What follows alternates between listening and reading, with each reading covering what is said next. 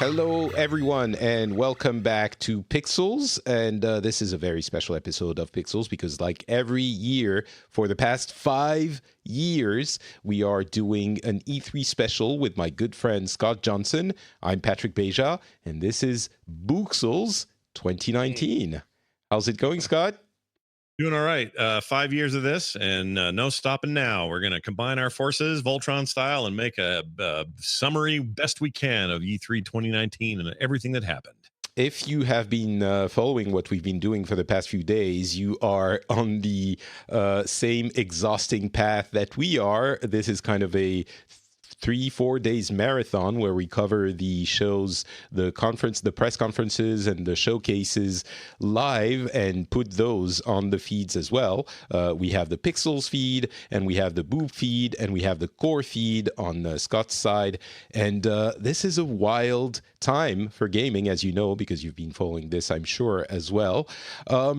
Overall, so yeah, we're going to be talking about almost everything. It's impossible to cover it all, but I think we're going to cover the platforms first, Stadia and Microsoft, along with the games that are there. And then we're going to cover, Bethesda, EA, Ubisoft, Square Enix, and a ton of other things.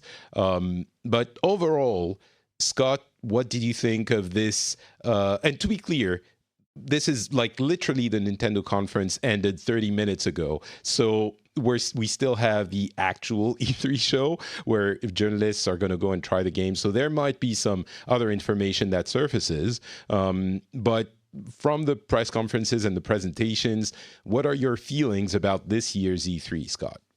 Okay, a couple things.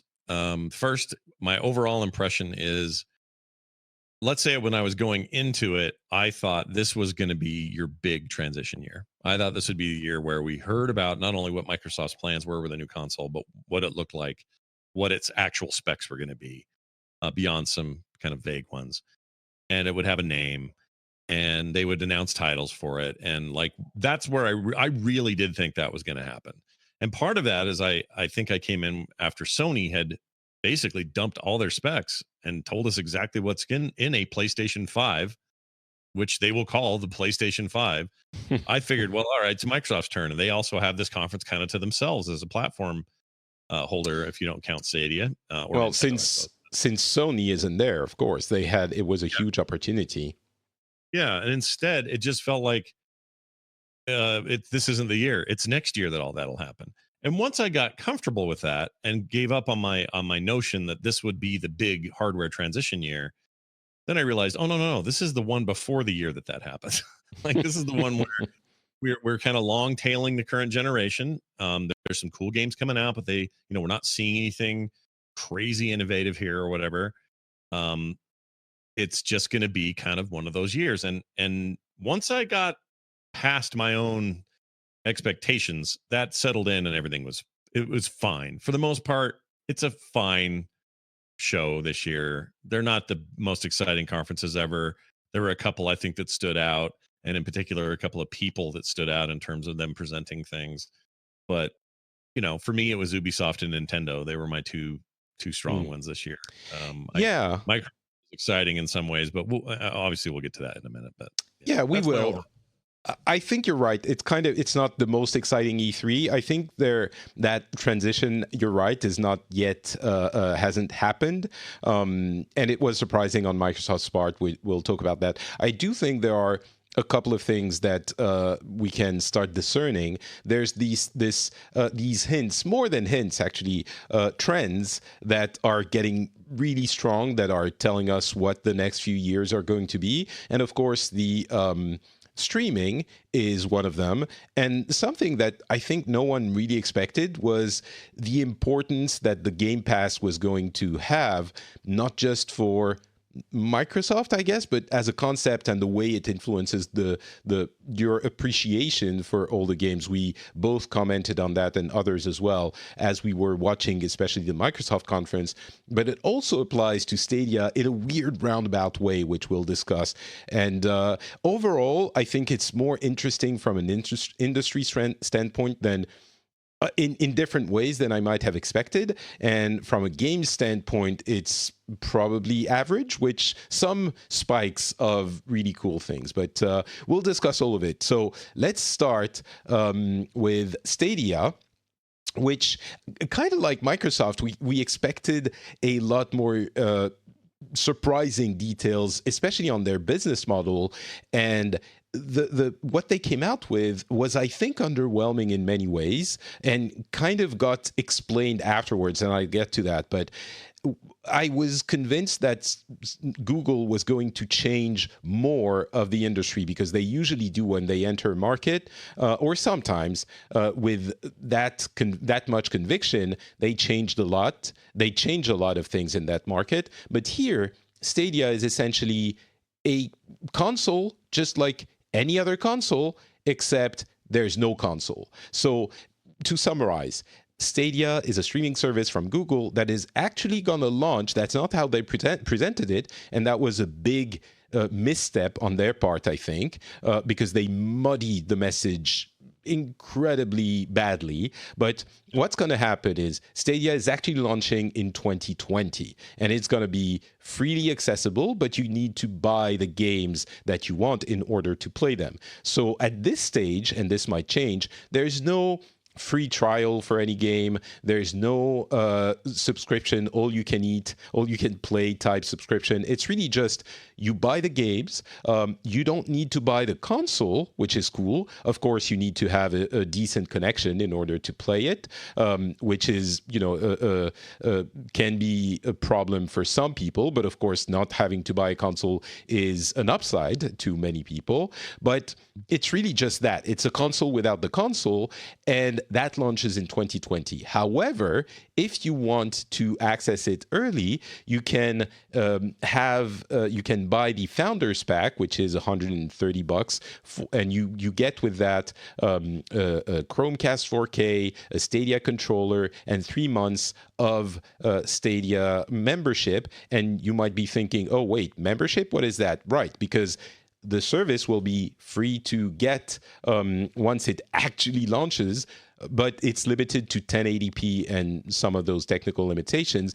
If you pay $10 a month, you get 4K resolution enabled, and that is their kind of premium tier, and that will be available in November through that Founders Edition, that Founders Pack. So you get that, you get Destiny, the full package, and you get 3 months for your friend that you can give as well, so you can have someone to play with. And beyond that, they have a catalog of games, which is about 30 games. There are more that have been announced since, and I'm sure there will be more before the soft launch of November / actual launch of early 2020. But overall, I was expecting and hoping for more. However, and I'll give you the talking stick afterwards, Scott, but there's an immensely important aspect of all of this that happened during the Ubisoft conference, which I'm going to get to now because it's really important for Stadia. Ubisoft also announced a Game Pass type thing, a subscription service that gives you access to all of their games. That's going to be $15 a month. It's a bit pricey. They didn't say if there was going to be a yearly subscription, which there is on the EA side. They have a similar subscription service, which is similarly priced monthly, but they also have $100 a year option, which is a lot more reasonable wallet-wise. The Ubisoft one includes all of the additional content, which is key because the ton of games currently live on additional content, DLC expansions, all of that. And that subscription from Ubisoft is going to be available on Stadia. And that is arguably without having to be a subscriber to Stadia. So in effect, what that means is that Ubisoft and potentially other publishers also later down the line, EA would be a prime candidate for this, Ubisoft is using Stadia as a platform to deliver their subscription, which is PC only at the moment, through streaming technology. So that kind of subscription service that I was talking about is actually available for Ubisoft through Stadia. So you can get access to all of the Ubisoft games without having to install them, and just all you can eat for that. And we'll talk about the install requirement when we talk about the Game Pass and the reaction we had during the Microsoft press conference. But so overall, this is the announcement of Stadia, which were, I think, a little bit underwhelming the moment they gave them, but actually opens possibilities. And last thing I'll say, when you consider that there might be other companies that also offer subscription services to Stadia, it makes a lot of sense that Stadia doesn't also have their own subscription service, because then it becomes a lot to ingest, I guess, for players, because you might need to pay the Stadia subscription service and other publishers' subscription service, which some platforms do. Microsoft and Sony do that to a limited extent, but for Google, it makes more sense to offer the platform kind of almost as a white box naked service, and then publishers do whatever they want with it. So yeah, that's my takeaway as well. My takeaway on the potential of the service, as opposed to what they're actually presenting as a Google-facing service. Because right now, Google's just saying, "Yeah, you can pay us a little money, we'll get you a controller, and you can get in early, and let's do this." And then in 2020, we'll do the whole thing, and you can get it for the service will just be there for 1080p, which, by the way, is probably going to be plenty for almost everybody. yes, At I least agree. for a while. 4K, paying extra $10 for that as a premium is, I think, a dumb. I'm not even going to bother with that tier. I don't need it. It's going to I forgot. I forgot to mention, it gets you games every month, like PlayStation Plus or Xbox Live Gold. So there's also that benefit. You get quote-unquote free games. So that might be interesting. And reduced prices for the games of the catalog, which that I don't think is going to be a huge deal, because how much lower can they go? Yeah, that's true. My takeaway, though, overall is that, well, first of all, the Ubisoft connection is interesting, and it's also makes sense. There, if you remember, the Google's big streaming test was done with Assassin's Creed Odyssey a year and a half ago, whatever it was, year ago, I guess, when they did that over Chrome, and everybody could just log into Chrome, and they were suddenly playing this super high res, low latency version of the game. And that at the time made me think, oh, they were working with Ubisoft on something. Then this isn't just them picking a game at random. And Ubisoft loves talking to new platforms and being one of the first publishers to do anything with new platforms, even if those platforms fail. They were right there on day one with the Wii U, with their Zombie U game and a bunch of other stuff. Like, they're always there, and so it makes sense. That's their MO, to get their crap on as many platforms, new or old, as possible. So when I heard that yesterday, that all made sense. I was like, oh, okay, Ubisoft's in for, they got their reasons, and here we go. So that was great. I don't have a problem with that. I think that's exciting, and it's exciting to me to think that subscription program moves over to there. Here's the only real complaint I have about Stadia in its current form. If it is just sort of a white box, and it is just a place to put your games instead of somewhere else, if you're saying I got to pay $59 to put it there, or I can spend $59 and put it on my high-end PC or on one of my consoles, I'm probably going to do the latter, because at least on the high-end console, I can do 4K, or I can do lower resolution or higher resolution. I can adjust the hell out of it. I can do whatever I want with it, and I'm paying the same amount of money. So there's really no advantage to me going with Stadia, other than it's this like gimmick that, this is just running on the internet. How cool is that? Well, that's great until my internet gets weird or poopy or whatever, which is still an issue for some people. It is for me occasionally. So I don't have any real compelling reason to buy a Stadia based game versus buying it for my PC or something else. So especially since it's very reasonable to expect that for the Microsoft Xbox service and the Sony upcoming, we suspect upgraded streaming service, that will be an option too. So if you buy a game, you can either stream it or get it downloaded on your physical box. I agree with you. It makes less sense on Stadia. However, the subscriptions, you get them anywhere. And that might mean that Ubisoft has to port all of their games to Stadia, so that's beneficial to Google as well. But you get them anywhere, and so you either can download them on your PC or play them streaming anywhere. You have a good Google internet connection. Google needs to get to a place that they've got enough content. In a way, Apple's doing this with mobile with Apple Arcade. We have yet to see how that goes, but they're kind of doing a similar thing, although that's downloaded, not streamed live. But my point is that they've got a subscription service where there's going to be a bunch of games to choose from, and you can play any of them in that subscription service. When Google gets to a point, and I think that they will, because that should be the ultimate goal of all of this stuff, they got to get to a place where, I'm using the tired Netflix comparison, but a place where there's just a bunch of stuff to play. And your subscription lets you have whatever's in there, even if they're older games, even if they're more indies than not or whatever. But there needs to be a big pile of things I'm getting for my $10 a month that I can just play at will and at whim and at random. And when that happens, that suddenly becomes a very valuable service, and one that I would absolutely get. And I think I would need, not only want, but need. As it stands right now, just the place to decide where I'm going to spend 50, I'm going to spend 50 on a platform where I can control it more. Yeah, and I think we might get there, and we might get other things like, as many people said, like a free trial for any game and stuff like that. We're definitely not there yet.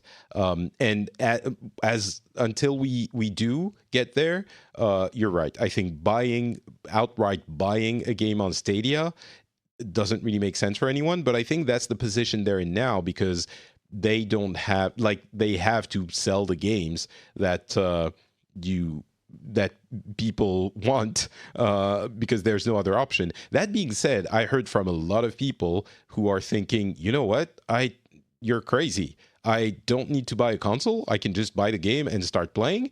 That's awesome. I'm in.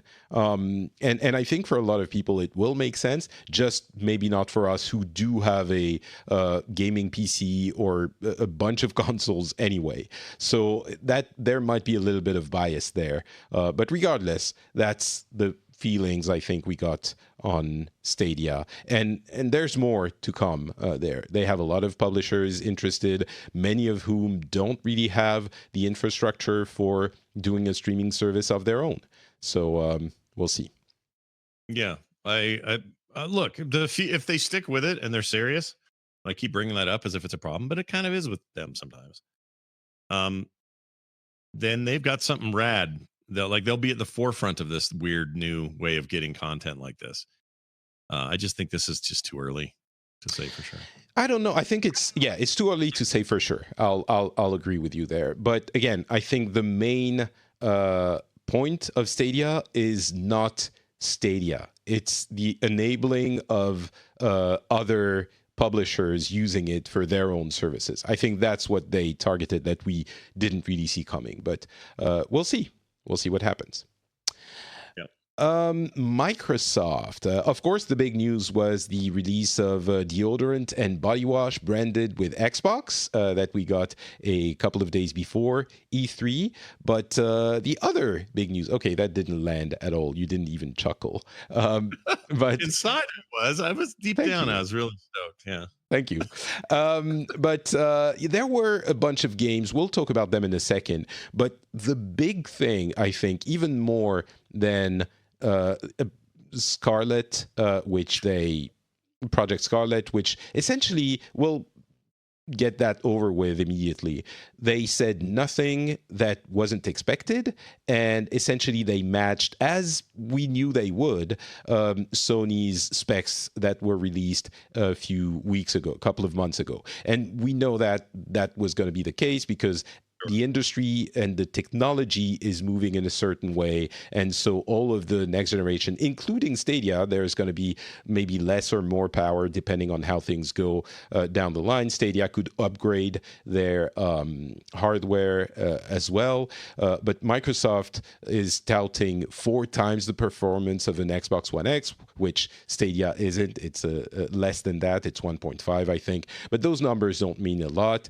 But yeah, so faster loading time, SSD, virtual RAM for SSD, all of those numbers that ultimately those consoles, just like the current generation, are going to be very similar tech-wise, and the differentiator is going to be the games, and that is how it has been for a long time, more and more, and it's going to be even more this time. So that's about all we can say for Scarlet, I think. As you mentioned, we'll know more next year. Here's what we know for sure: it'll have Xbox in the name. I mean, duh, of course it will. And it'll be cool and fast, and at the least right where Sony's at, or hopefully better, because they really need to push hard this time, and probably a better cloud gaming service. All that stuff's going to be great. I just really hoped it was more complete than it is now. If they're launching, I mean, they said they're going to launch this thing next holiday season, not this one, but the following 2020's holiday season in that fall. I really thought we would be able to see something. However, it does make sense that you now hold this and sprinkle it either throughout the year, or you would come around to June of next year ahead of the holiday season, and you blow everybody's mind with your hardware that you're going to show off. So that's probably what they're doing. I just really hope this was that one. And I don't know why I thought that, but it's not. It's next year. Because they had a huge opportunity, which, they could have used the absence of Sony to really push their brand and console. And we expected this to be the next generation. But instead, I think they did something which was really clever for the long term, because beyond the splashy, this is what the console is going to be, if they announce a lot of details, then you have to wait a year and a half like everyone else to play it, unless they had a launch date of early 2020, which obviously is not going to be the case.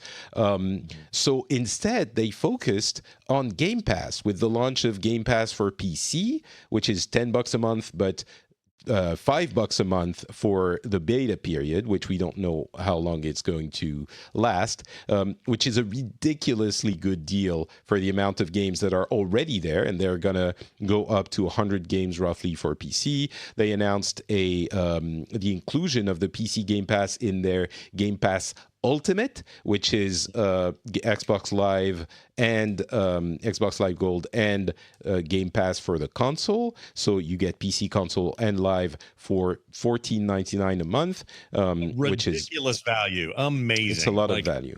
If I had an Xbox One and was actively using it, I don't have one, but if I had one, that's the most no-brainer, awesome gaming service that's ever been. Like, that's incredible at that price. And they're getting ready for the really important aspect of the next generation, which is content. Since everything is going to be available everywhere,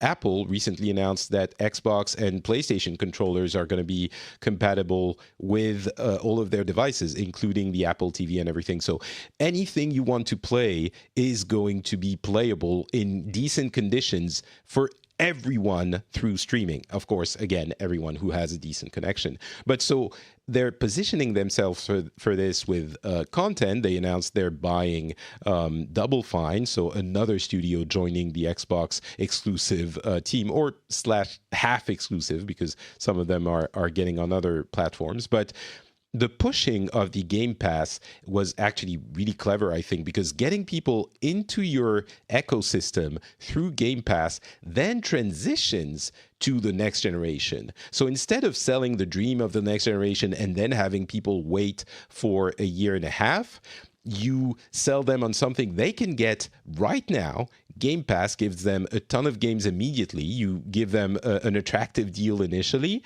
and they are in your system where they might not have been, even if you promised the moon with the next generation.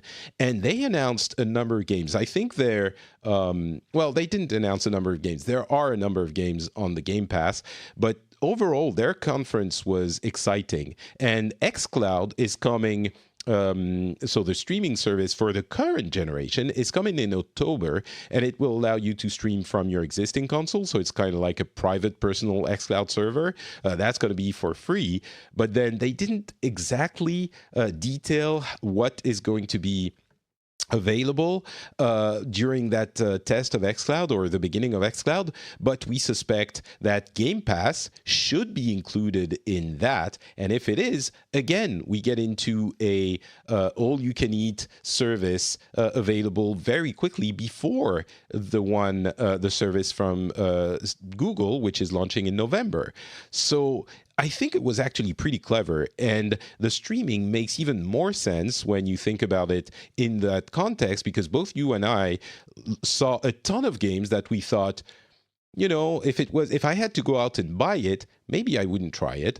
But since it's included in Game Pass, I definitely want to try it. But then you get another hurdle, which is, oh, do I need to install it? Then it's a bit it's a bit annoying.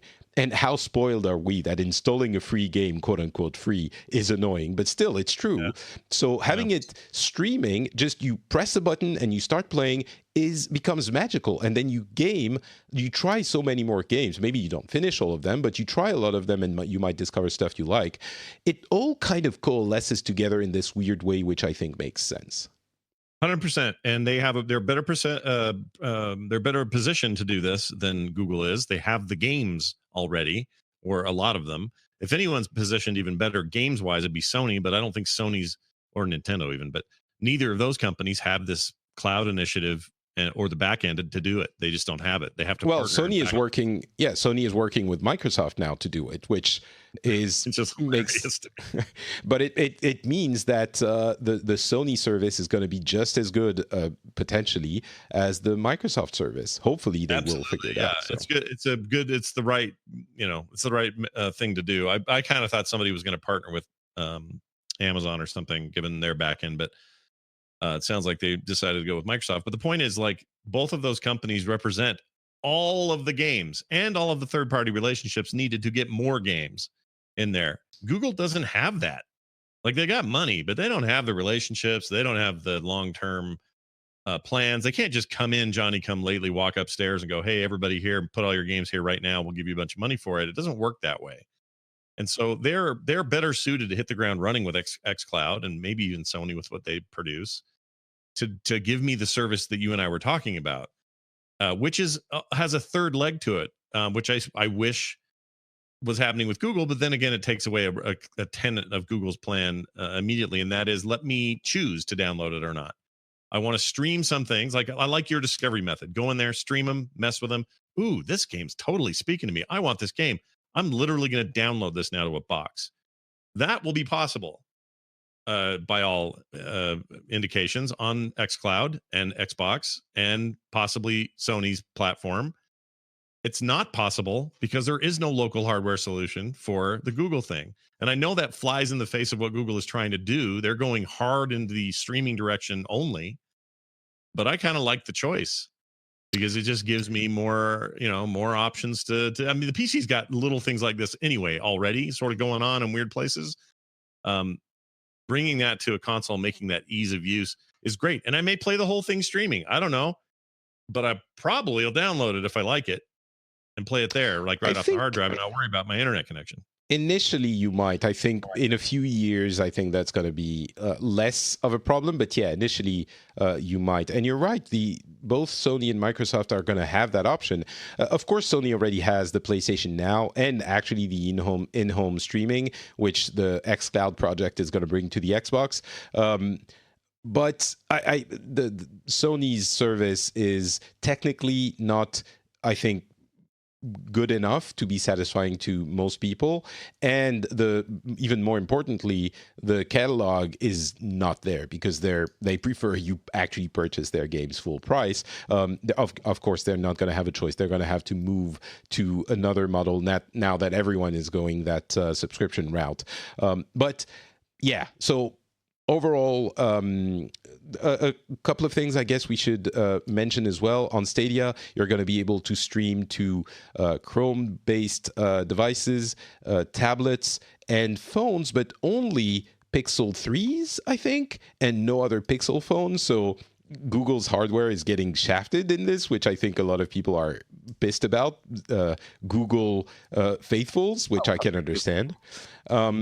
And there was another thing. Oh, right. The Scarlet is going to have the similar architecture with Zen 2 and Navi from AMD as the PlayStation, and 120 hertz 8K ray tracing, new generation SSD. Again, just like the next generation for PlayStation.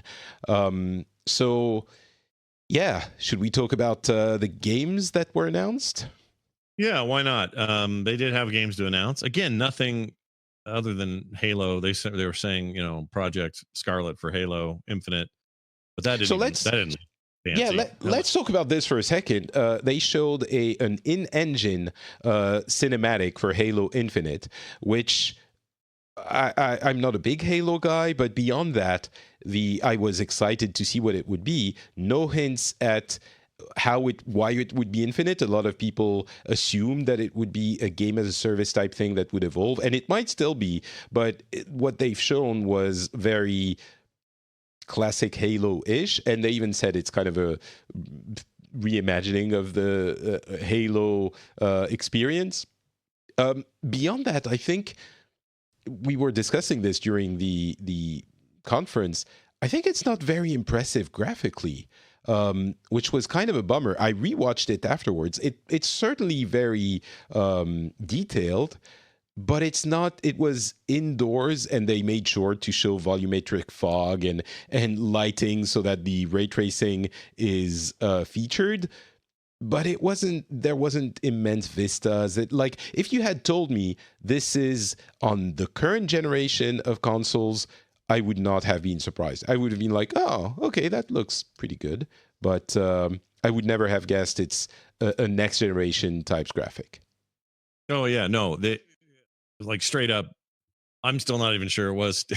It was. I mean, they said it was, but I'm still not 100%. That was Scarlet or whatever. Like if it is, we're in bad shape, because that just looked like current gen. There was just straight up no other way to put it. There's nothing fancy happening in what I saw, and I know that the curve is flattening out. I understand that we're not going to see the kinds of jumps we've seen in years past. I fully accept that, but you know, for them to want to try to blow my mind, they just showed me Halo ass Halo, and like there was nothing really fancy going on there, Yeah. and that's fine. People are stoked about Halo. We still don't really know what Infinite's about in terms of any innovative gameplay stuff, but if it's just Halo again, or I don't know, my son had an argument with me about this last night because he loves Halo, and he says, "Dude, Dad, did you see what they showed?" And I said, "Yeah, it looked like, it looked all right." And he says, "Are you kidding me? This looks like they're getting back to their roots. This is true Halo. This is like," so in his mind, he's like, it's back to 2001, and we're going into the Halo world for the first time again. And I don't know why he feels that way, but that's the vibe he had, and maybe he's right, and that's all anyone wants. But I guess I was looking for something bigger. It was claustrophobic. It was in a very small space. They weren't really showing us much. I And think it's interesting from a Halo point of view to an extent, and some people will like it. But as a showcase for the next generation, again, it falls back to what you were saying. The real one will happen next year, and I'm fully on board with your theory that this was engineered for the current generation, and they were like, oh crap, we have to show something for Scarlet, just add some fog and some ray tracing lights and change the color of the lights during the thing so we can see it's like this. But it's faked so well in the current engines that it's hard to spot the difference. Technical people might, but yeah. So we've anyway, gotten very good at lighting systems that are unnatural and having them look right in video games. We've gotten awesome at that because doing anything else was either impossible or extremely hard or technically improbable. But now that we're getting closer to having real-time lighting in games and having it render on the fly, it's going to be amazing, no question. But this thing, they were being very safe here, and I get it. And also, I think I have good news for current Xbox One owners. If this game is on both platforms, you're going to look just fine. yeah. This game will look great on your hardware.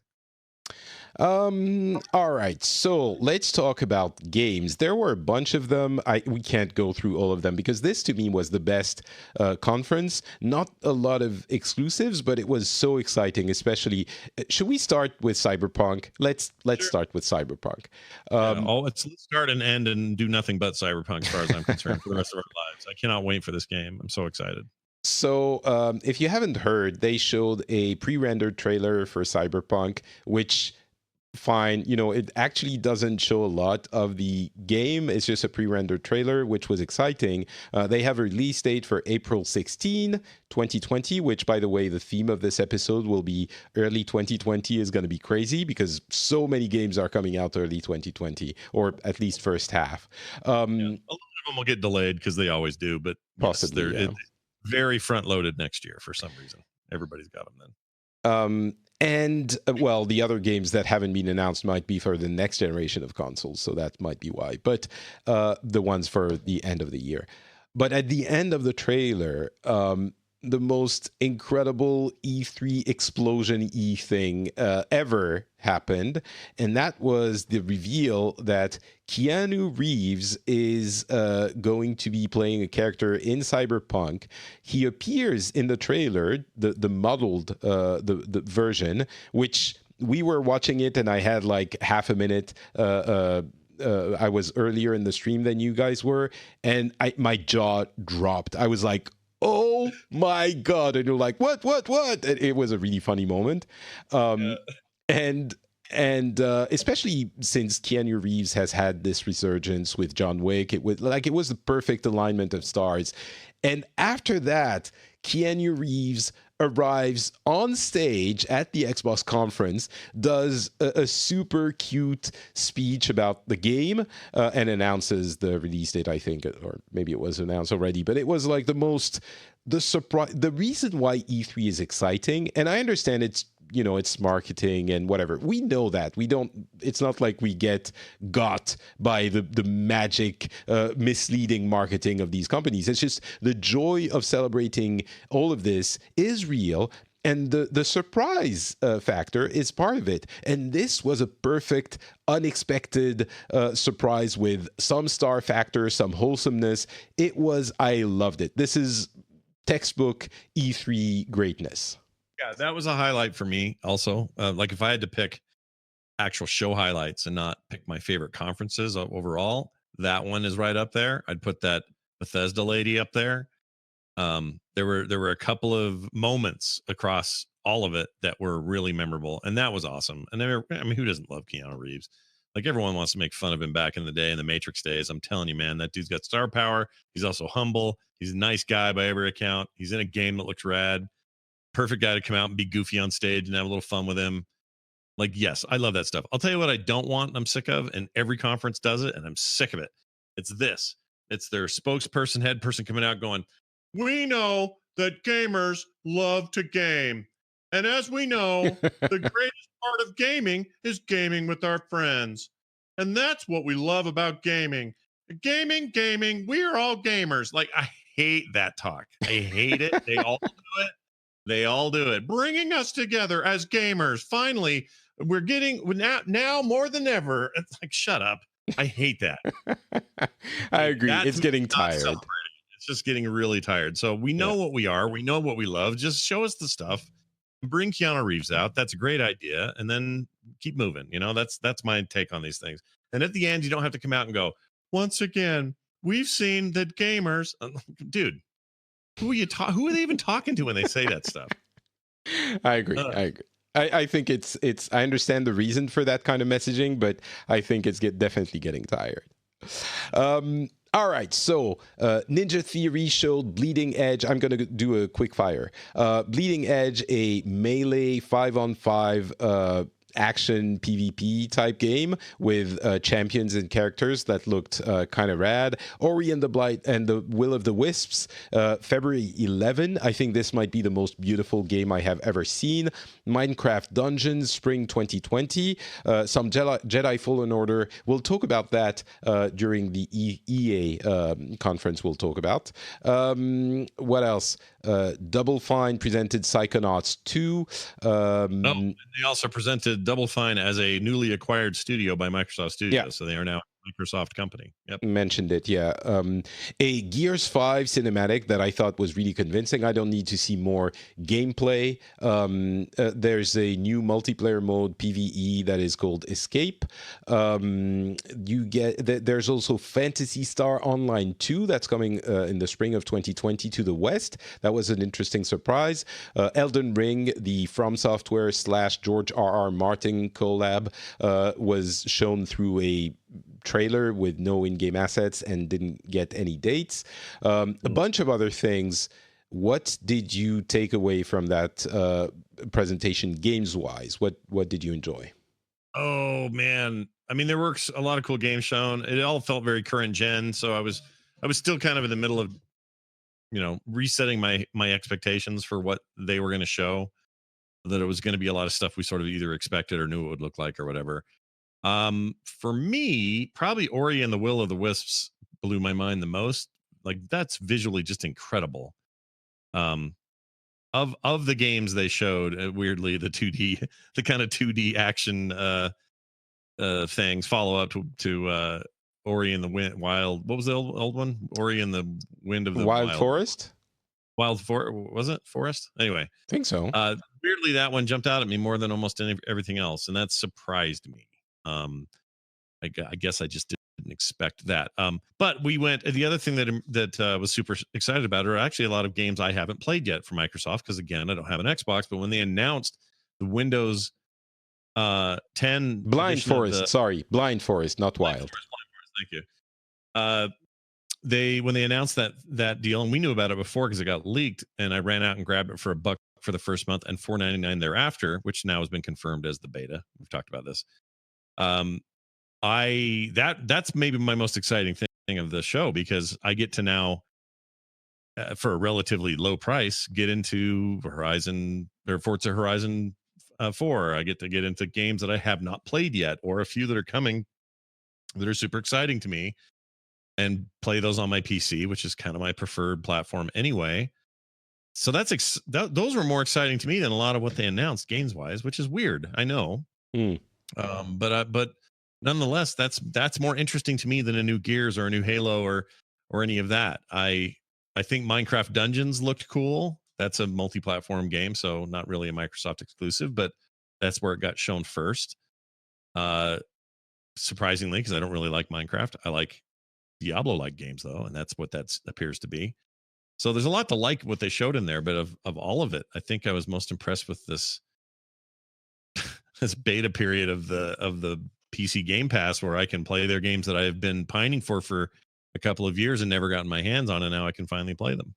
Yeah, I agree. I think that was definitely the highlight. The Game Pass makes the thing that I didn't quite expect is that the Game Pass, as we said before, makes you look at the games that are presented differently. You go from, oh, that looks nice, but I probably won't spend the money to buy it and play it, to, oh, that looks nice, I'll get it anyway, so I'll definitely play it, and it makes it more exciting. So that's a kind of a side effect of it, which... The other nice side effect is, the other part of that part, what you just described, is a lot of times at least for me, if I want to play Forza Horizon 4, I keep wanting to say Horizon Zero Dawn. If I want to play that, my way of doing that up till now is buy an Xbox and then play it. That's not exciting if I'm already at this point in the generation and I haven't really, the Xbox has really never done it for me. But telling me I can do this for $5 a month and I can get right in and immediately start experimenting with these games that everyone raves about, like, duh, like that just seems like the most no-brainer thing ever. It's really smart of them, and that's why I'm genuinely excited about their next box and me being able to do a $15 a month Game Pass that covers everything. So there's a caveat to that, because, for example, for Forza 4, they announced the weirdly cute Lego Speed Champions, which is from Lego the movie, essentially, expansion, which you don't get as part of the Game Pass, right? You only get the base games, which is why I mentioned that the Ubisoft one, you get all of the additional content. So there you don't get it. So at that point, what do you do? Do you purchase the expansion for a game that you don't actually own, that goes away if you stop your subscription to the Game Pass. It's kind of weird. That definitely complicates it. Yeah, it's weird. It's not a big deal. I think some people will try to make this into like a huge deal, like, oh, but see, you don't even own the game, and now you have an expansion for a game you don't own, and like, yeah, it's a little bit weird and somewhat inconvenient, but it's not as big a deal as some people will say. The Ubisoft deal, but, and then like existing stuff like Origins, EA's Origins Access thing, those all give you all the DLC and content. Like, I kind of hope what happens is Microsoft gets to a point where they feel like they need to do that, to include that.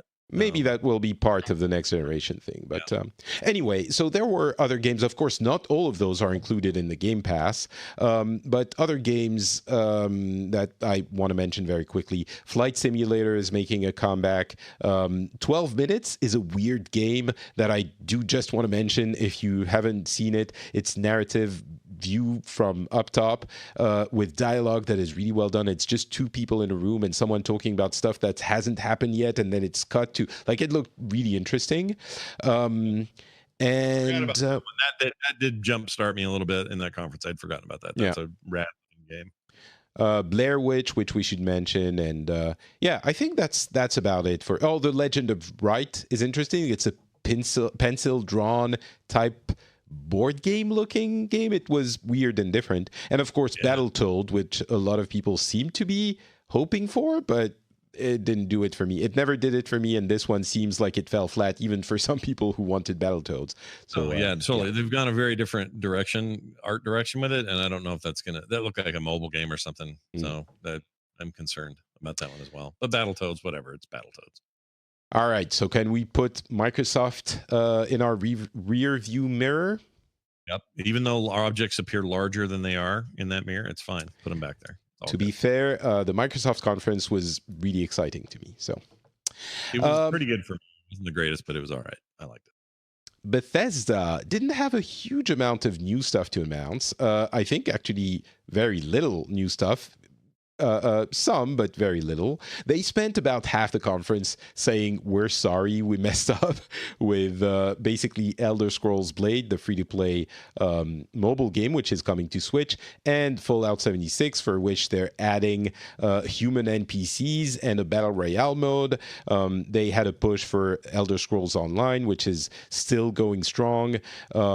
Rage 2 expansion. They told you in many different ways how much you could kill Nazis, stab Nazis, shoot Nazis, strangle Nazis in the different Wolfenstein games coming out, mainly Youngblood. Ghostwire Tokyo was a weird thing, which was presented by Shinji Mikami's new company with, I can't remember the name of the lady.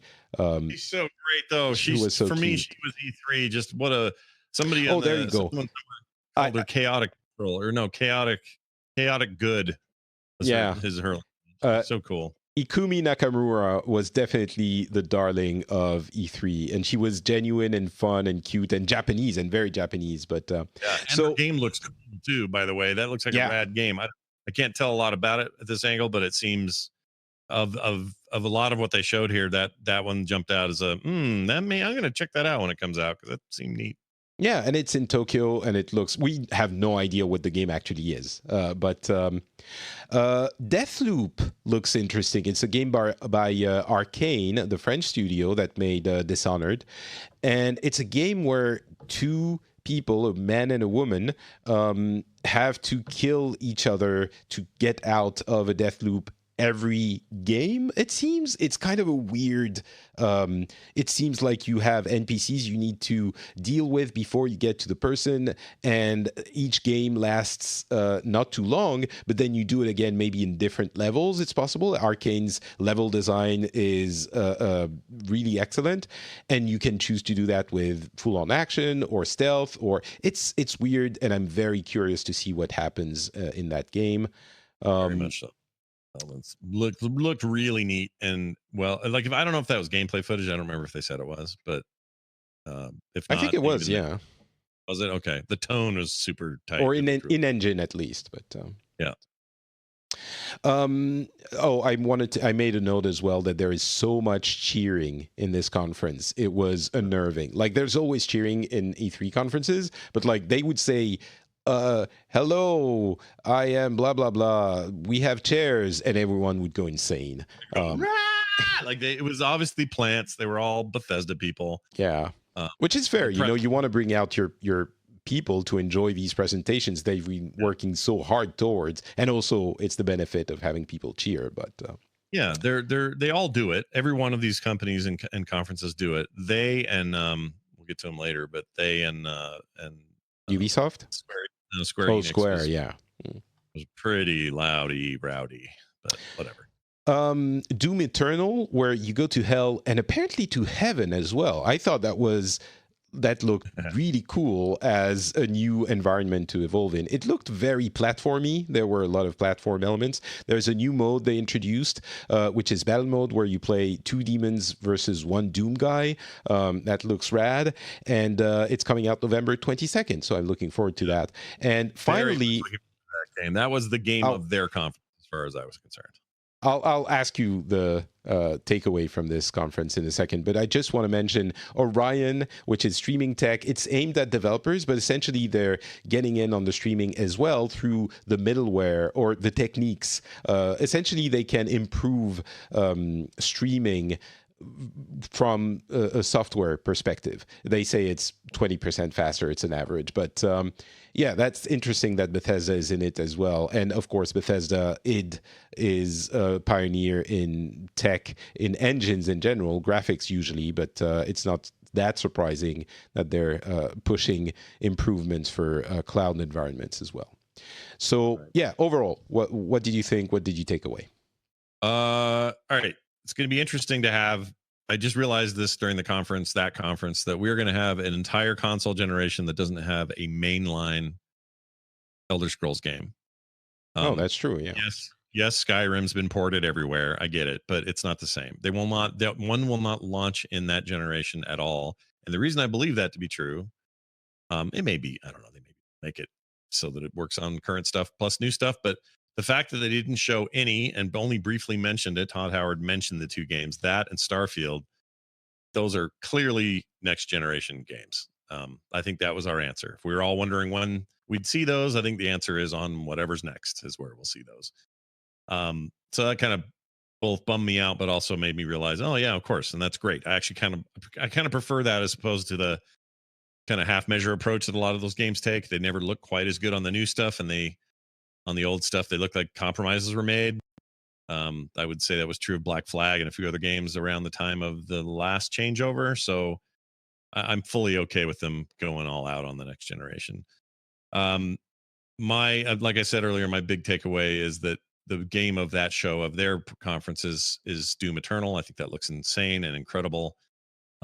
It's a lot of it is derivative of what we saw in 2016 with the Doom reboot in general, but although everything I saw, that was probably the thing that made me the most excited. And I will say, props to those guys for ESO doing so well. I really enjoy that MMO. It's really well made, and I play that now. I also have some hope that if they're going to stick with Fallout 76 and really hold the line and try to improve that thing, that could get a most improved sort of status down the road. I mean, I have some faith in those guys. So I kind of want to check out 76 now, especially that they're going to add some more traditional Fallout aspects to it, like human NPCs, which at first I thought they meant actual people would be the NPCs, like the player controlled NPCs or something. And then when I heard that, I was like, wait, I don't want that. If a player controls it, it's literally not an NPC. NPC means non-player character. Yeah. Yeah. My brain took a minute to get around, and I'm like, oh, they just mean like not robots and whatever they have out in the world right now. Right. Yeah. So that's great. I do kind of want to check that out and see where things are at. I was hoping they maybe put it on other platforms so I don't have to get it on their dumb launcher, but it sounds like that's not going to happen on PC. But yeah, overall, not a lot happening on that stage. Of them all, I think I'm most excited about what's happening in ESO and what could come in that Doom game. It looked incredible, and we'll learn more about that at QuakeCon. I'm kind of on with you on Doom Eternal. It's always a mix of super exciting because you know what you're getting, but at the same time, it's a little bit of more of the same. But it seems like they're changing it enough, they're mixing it up enough that it could be really, like, I got out of that demo really excited for it. I'm intrigued by Ghostwire Tokyo and Deathloop, which we mentioned. I want to know more about those, and maybe Wolfenstein Youngblood. It's coming out July 26th, so it's relatively soon, in a month and a half.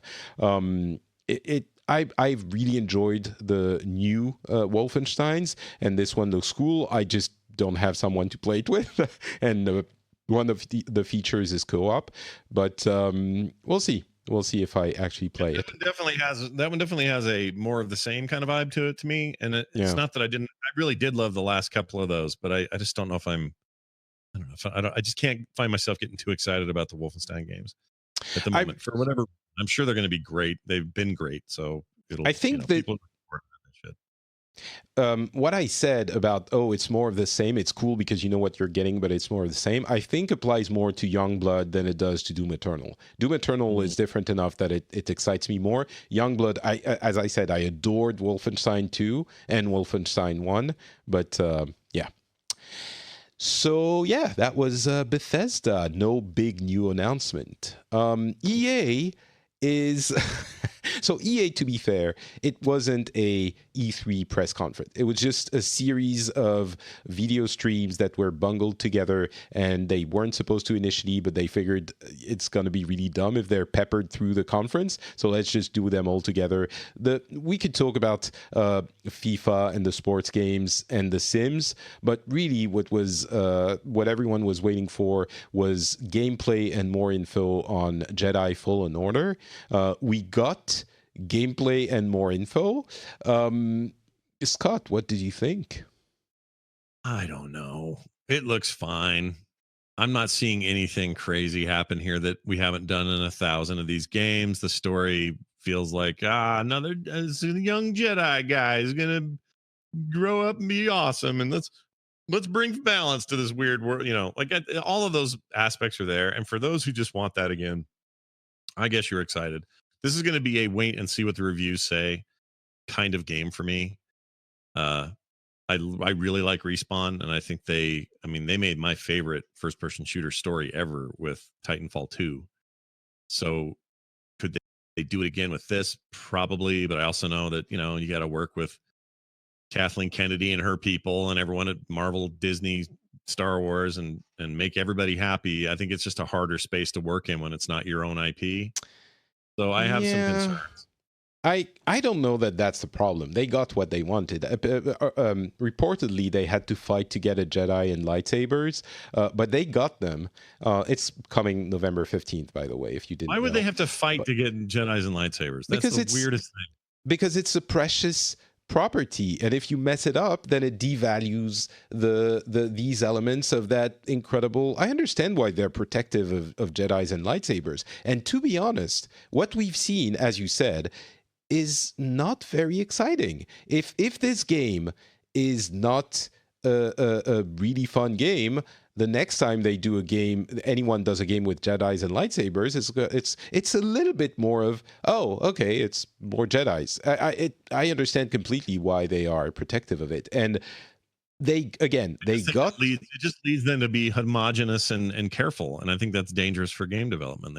You need more freedom than that. Well, I mean, I don't know. They got Respawn apparently got what they wanted. And from what we've seen, it's a very limited amount of gameplay.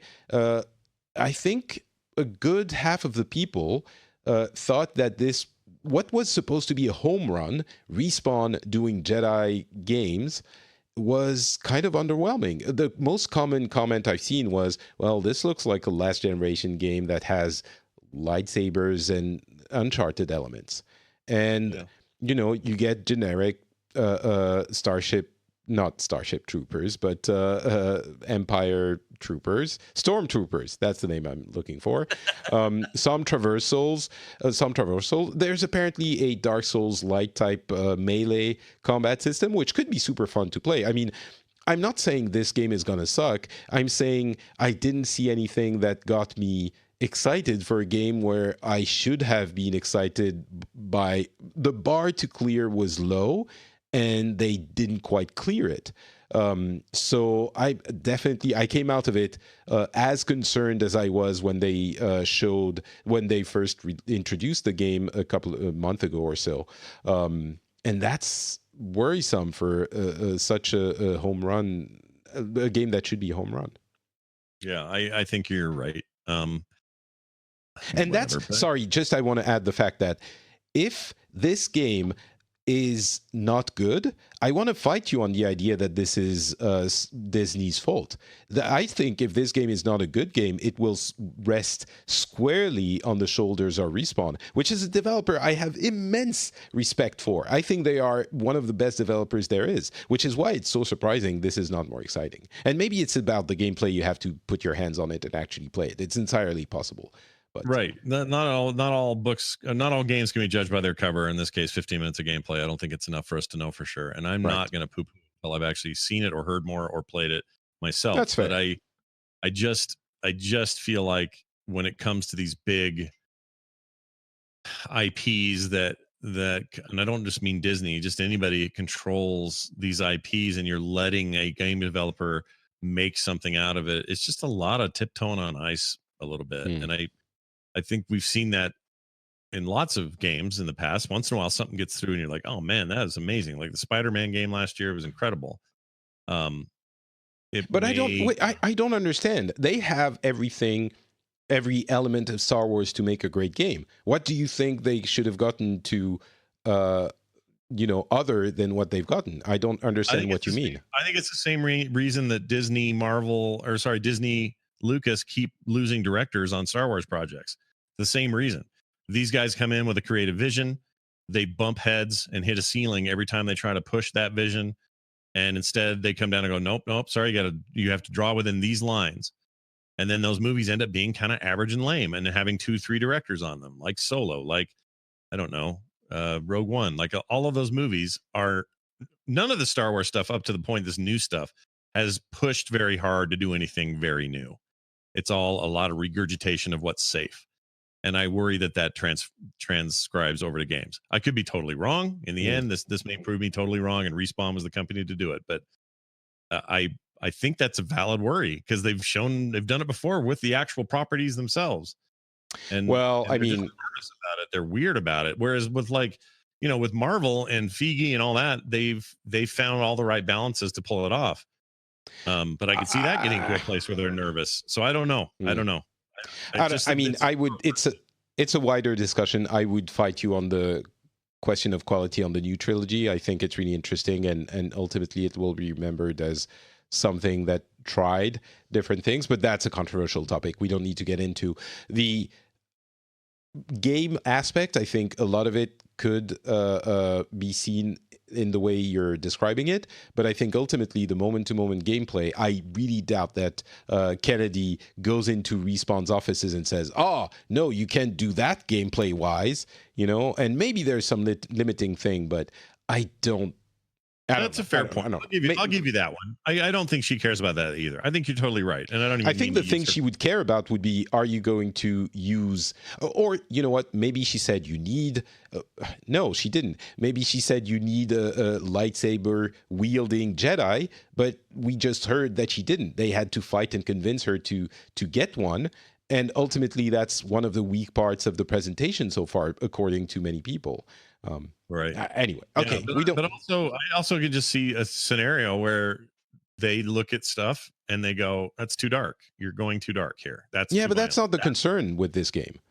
I don't think anyone is looking at this and saying, "Oh, you should make it more like dark Necromancer, Dark Souls environment." That's not the issue here. It's not by numbers. That's what I'm saying. It feels like they're painting by numbers. That's why it looks boring to me. Okay, I guess I could be wrong. Maybe that's just Star Wars. Maybe I need to come to the conclusion that, hey, welcome to Star Wars. It's kind of limited in its scope, and this is what you get. Like maybe that's a thing in my own head I need to work on. I don't know. Yeah. All right. We could talk about this, and there are a lot of things they could have done with Star Wars, with the universe, and again, I don't think that is what Disney is saying. Like, you have to use these elements. I think it was, if anything, I wouldn't be surprised if EA was saying, "Oh no, you have to use stormtroopers in familiar environments because we need people to be in a familiar Star Wars environment," and that might I could see that being a limiting factor. Sure. But anyway, maybe maybe Jason Schreier will do a paper on that at one point when it's out. But all right, let's do a quick interlude with miscellaneous. Sony, even though they're not at the show, they gave the release date for Death Stranding a week before E3. It's going to be November 8th. That wasn't expected. I think everyone, including me, said Death Stranding is not coming out before, I don't know, 2022. Turns out it's coming out this year. Modern Warfare is the next Call of Duty. It's kind of a grittier reboot of Modern Warfare, which it was gritty already, but yeah. We get a new Darksiders, which is a Diablo-style game, another one of those. Pokemon, we can talk about that at the Nintendo thing. Dragon Quest Walk is like Pokemon Go. And yeah, Rocksteady wasn't at the show, which was disappointing because they're working on a what was it? Justice League, apparently, according to rumors, thing. Right. Yeah, anything there that floats your boat? Not really. That's a really good question. I felt like if I was to get not even Death Stranding. Death Stranding, I'm excited about. I guess I was surprised it's not 2020. So I'll agree with you there. But I also, that thing's just weird, and I want to play it. Like, let's just get it out. Let's be done. We've been talking about it for 4 years. Like, I just want to play it. I have to say, I'm more excited the more I see about it, the more excited I am, which I'm not a big Kojima fan. So that wasn't expected for me.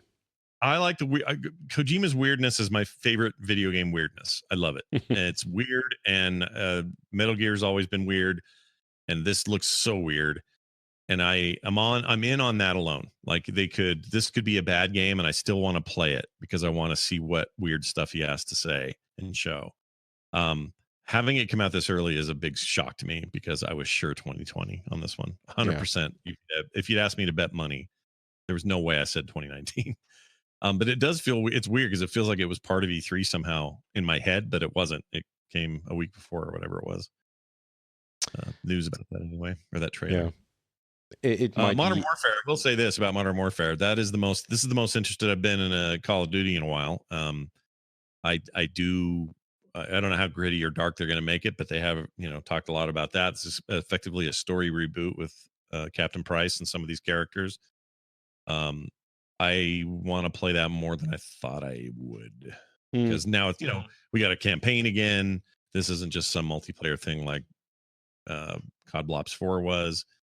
It's just a chance for them to maybe reset things a little bit. And I don't know why, but I'm kind of into it. The Darksiders' Diablo action game was maybe the most exciting thing. That kind of blew me away. It really looks like Diablo.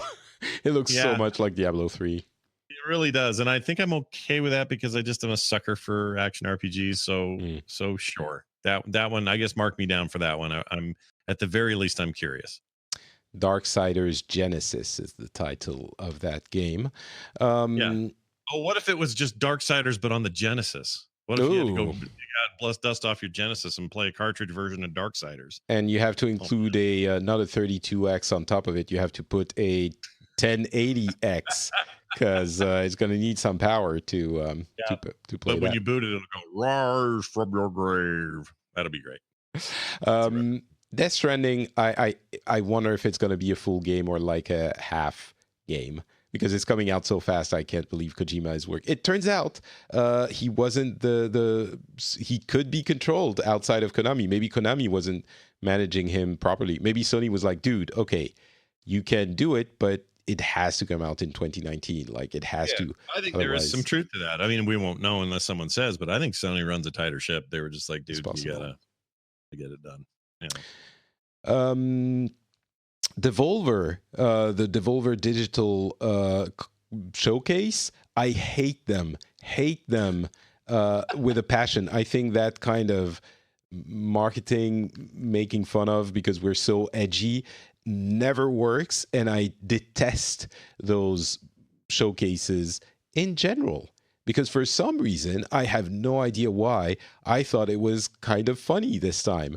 They didn't do a big conference lampoon.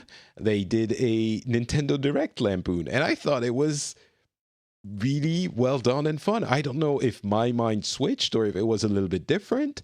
I think it was less bloody for the sake of being bloody and more humorous bloody, but I liked it.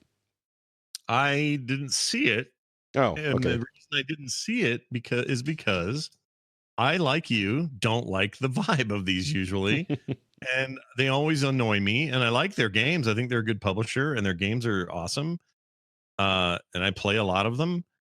But I was bummed. I just didn't want to sit through that. So I skipped it. And it's nice to hear that they did better. And maybe I'll have to go rewatch it. But I think you have to I go have watched rewatch it because like, I watched the House of the Gun Dead thing. I watched the Fall Guys Ultimate Knockout trailer. Like I've gone back to see what they actually announced, but yeah, maybe I need to go watch the actual reveal. I think you should. There's the initial segment when they switch to a Nintendo Direct type thing, which is essentially what you described at the beginning of this episode and is done really well. That had me like cackling like an idiot. It was really well done. So go watch it. I think you'll enjoy it. All right. One of the brilliant things they did is Devolver Bootleg, which is a collection of games that are essentially bootlegs of their existing games. And it's so meta. It's available on Steam. And the people in the presentation are saying, wait, you mean we're going to sell people fake bootlegs of our own games, which are crappy, and we're going to get money for it? And the thing is, those games look kind of silly, small experiences that are fun. So we actually, a lot of people are going to go and buy it. It's really cleverly done. So I anything can happen. That's the ultimate proof. I actually enjoyed the Devolver Digital Direct this year. So that shocks me. I mean, literally, I skipped it because part of it was, well, Patrick also hates these, so I'm justified in my hatred of these. I'm not going to watch this, but now you're like, oh no, it was good. And the Carrion thing they showed, I think it was called Carrion, the kind of weird reverse horror. You're the creature, looks great. I'm playing that game. Like I will play the hell out of whatever the hell that is. It looked really good. So, I think we had already seen some images of it, but yeah. Oh, this was new to me. I was super stoked to see whatever that is, and they've really never let me down. Their games are crazy. Mm-hmm. They pick devs and teams and stuff that are making wacky crap, and I'm into it, but I'm just not into their presentations. But now I believe you. I'm going to go back and watch it when we're done. I'll consume it with an open mind. All right, so we have a bunch of things to get through. The big ones are Ubisoft, Square Enix, and Nintendo. But before that, we're going to talk about the E3 VR showcase and the PC gaming showcase, both of which were what's the opposite of under? Not the opposite, but they weren't overwhelming. They were underwhelming. They were, I don't know, whelming. Underwhelming. Underwhelming. I'd say the VR was whelming. I'd say PC gaming was very underwhelming. Yeah. So E3 VR was a showcase put together by a single website called Upload VR, and they decided, you know what, F it, anyone can do a showcase. You don't need a big stage, so let's do it. And they got 15 million people who do VR games to send them video presentations of their games, and they strung them together with the editor of Upload VR inserting small videos to transition from one section to the next. The quality of those presentation videos varied widely. During the thing, I didn't think that any one of the studios would have lesser quality than the editor of Upload VR in their presentation. But it happened, and that was surprising. But really, if anything, I commend Upload VR for doing this because it's really courageous, and it worked out, and it presented a bunch of games that are interesting, and it's really cool that they could do that in a time when it's possible, and they dared, and it worked, even if it was whelming and not super exciting. There were a ton of games. I'm gonna let you tell us like which ones you you noticed and made an impression, and then I'll say, because we can't even list all of them. It was a 1 hour show where there was, I don't know, 50 games. Yeah, there was tons of stuff. They just kind of kept ripping through them. For me, the ones that the one that really stuck out was the one they saved for last, which was Pistol Whip. This Yes. stylized shooter slash rhythm game from Cloudhead Games that looked like, I don't know, almost like Super Hot and Beat Saber had a baby. Hmm. Very stylized, very cool looking. Absolutely a day one for me. It's also coming to the Quest, which is exciting because that's my current flavor of choice when it comes to VR.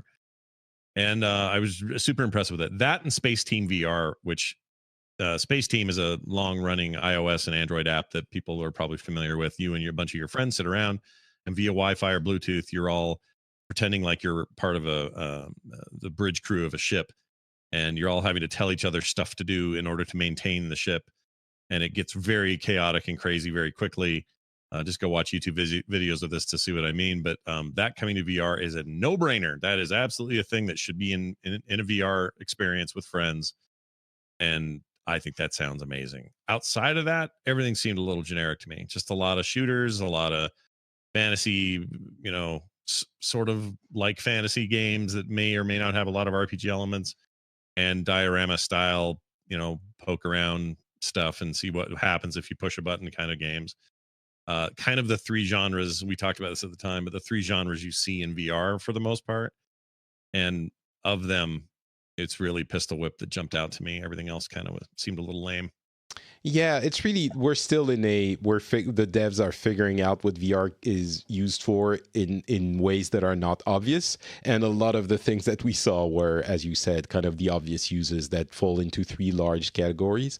Out of those, I would say beyond Pistol Whip, which looks really cool. I agree, it's probably the best looking game that they had. Looking not in the graphic sense, but like the how the game will be, and they knew, they kept it for the end, so that was not a surprise. But out of the other ones, I think Asgard's Wrath is one that looked pretty good. It's a fantasy, kind of like, think of it like Skyrim, but optimized, actually optimized for VR with controls and everything. So in these kinds of games, you apparently can actually swing your sword to parry and slice your enemies and things like that, and do spells and stuff like that. And this one, there were maybe 3 or 4 of those, and we were joking about it during the conference, but Asgard's Wrath is the one that stood out to me. Garden of the Sea is kind of a Stardew Valley / Animal Crossing type thing, which looked super cute. And there's cows that are really cute that you can pet, and stuff like that. That looked kind of cool. You're such a dad now. I love it, the way you talk. It was not. I don't know that I'm going to play it, but it made an impression on me. Espire 1 is that like stealth shooter, and stealth seems like it would be appropriate for VR because you don't have to move super quickly, and it seemed pretty cool. So Espire 1 is the other one, and there were a number of others, but nothing that, if we did a VR only episode, I guess we could talk about more of them, but that we'll have to do for this episode because we need to talk about the PC gaming show. And so little look behind the curtain here. For every conference we follow, and I watch afterwards, I put some games in bold to note which ones I'm interested in or were notable or stuff like that. In the PC Gaming Conference, there were 2 hours worth of games, unending discussions between the developers and the hosts, and I have nothing that I noted. Nothing, literally nothing. Yeah, it was a bummer because I felt like last year we were a little more positive on that show. Like tonally and structurally, it just seemed like they were getting their rhythm last year, and this year it just felt off to me. Like everything about it felt off. I think not sitting at chairs and walking that catwalk every time somebody came out was weird. Just some odd production choices, but game wise, kind of the same problem. I mean, I am a gigantic PC gamer, and I got about 5 million titles that I'm following and checking out all the time, and I'm excited about or whatever. I love I love the platform. It's my favorite platform, but nothing here really did much for me. Hmm. Like I just kind of there's some sequels, some Oh, stuff. I guess. Sorry, I'm interrupting you because I noticed something that I did put in bold. Griftlands, that Clay Entertainment game that has changed immensely since its initial introduction. It's essentially, well, maybe you can describe it. You're the one who was really excited about it. Yeah, I forgot about this. So basically, what it was originally is hard to remember because and every time Clay makes a game, I get excited. They made one of my favorite games of all time, which is Invisible Ink. Came out in 2015. Still very playable. People should play that game if you haven't. But they're known for all sorts of stuff. That's Ninja Stealth one. What was it called? Ninja. Oh crap, forgot the name. Ninja. Yeah. Anyway, whatever it is. Yeah, I know Incredible what you mean. games, really, But really Don't good. Starve isn't Clay Don't Starve is Starve? huge. Yeah. Yep, Don't Starve is huge. They have that other kind of management one that's all set underground. That one's getting more and more attention, although it's still in early access. But they've always just made really cool games. Shank 1 and 2 was them. Um, anyway, I love them, and every time they make a game, I play it and I get excited. This one I was excited about no matter what they were going to do, but it seemed like Mark more of of the a Ninja. Sorry, Mark of the Mark of the Ninja. Ninja. How can we Thank you very forget that? Yes. That remastered Mark of the Ninja that's currently on Steam and that you got for free if you already own Mark of the Ninja is so good. Oh my gosh. 2D stealth is the best it's ever been. It's so good. Anyway, 100% people should play that if they never played it. So, this thing, with all the changes it's gone through, I wondered where they were headed with it. And where they've headed is right where I wanted them to be, which is a deck building Slay the Spire like game. And imagine that, though, with like really good graphics, great animation, lots of character moments, stuff you don't get in Slay the Spire, but you get that kind of gameplay. It's also pretty prominent in the new, SteamWorld Quest, the Hand of Gilgamesh. Remember, you got that one wrong the other day. So you thought it was Gilgamesh. I was trying to be clever. I'll make a note not to do that again. Yeah, that game is also very similar, and I really like that structure. It's I'm not really a CCG card player, but I do like deck builders. Deck builders meaning you got a deck and it's full of cards, and they get dealt however they get dealt, and you use them in live fights. And it's not about collecting them. It's not about opening a pack. It's not that. It's a roguelite sort of experience, or at least that's what Slay the Spire is. So what they're doing there looks really amazing. And also it looks a little more dynamic than that. You can resolve some conflicts without card battles. Sometimes the cards are used in a different way. Yeah, that was the hook, I think. Like you can use cards to resolve kind of, situations, not conflict, through conversations and negotiate, and you use the cards to do that. So it's not always combat situations that you use that for. I think gameplay wise it's going to be similar, but it's an interesting idea. Mm-hmm. Yeah, very much so. I think it looks good. And again, they're kind of a sight unseen sort of automatic buy for me. So knowing they're working on that and that it's coming, did we get a date on that? July 11 in alpha. It's going to be in alpha for a year, and then it's going to enter early access. So yeah, it's not out yet. Epic exclusive for early access, I believe. Yeah, Epic was the sponsor of the PC gaming show, so a lot of the not all of them, but a lot of the games were kind of Epic games. I mean, Epic. Oh, we didn't mention it, but Epic's also getting exclusive to the actual auto chess game that the developers of the mod for Dota 2 are making. Right. That's kind of a big deal at that show, I guess. Mm-hmm. I don't know. Yeah. First time anyone's seen it. That's true. Yeah. It's. It's a actual game from a mod. So, but yeah. Right. So for me. Sorry. Go ahead. I was gonna make fun of the Terraria expansion, but I won't. Go ahead. For me, there were two things that were notable beyond how long it was. But the Borderlands 3 showcase, Borderlands was everywhere, and I'm really getting tired of Borderlands 3. It's incredible that I think I'm not the only one. Of course, some people are very excited, but it's kind of reinforcing the sentiment, I had positive and negative sentiments when they introduced Borderlands 3, and every time they show it again, and that's all the time, the negative sentiments gets reinforced. So I don't know. I just wanted to make a note of that. And Baldur's Gate, which was, we didn't even mention that. It was announced during the Stadia presentation. Baldur's Gate 3 is coming, developed by the best studio that could develop Baldur's Gate. That's Larian, and makers of Divinity Original Sin, of course, and Divinity 2. We got a trailer during a CG trailer during the Stadia conference, and they teased Baldur's Gate 3 during the PC gaming conference from the beginning, and that was a 2 hours long thing again. And at the end, the Larian people show up, and you're like, okay, we're going to see a little bit of gameplay, a little bit.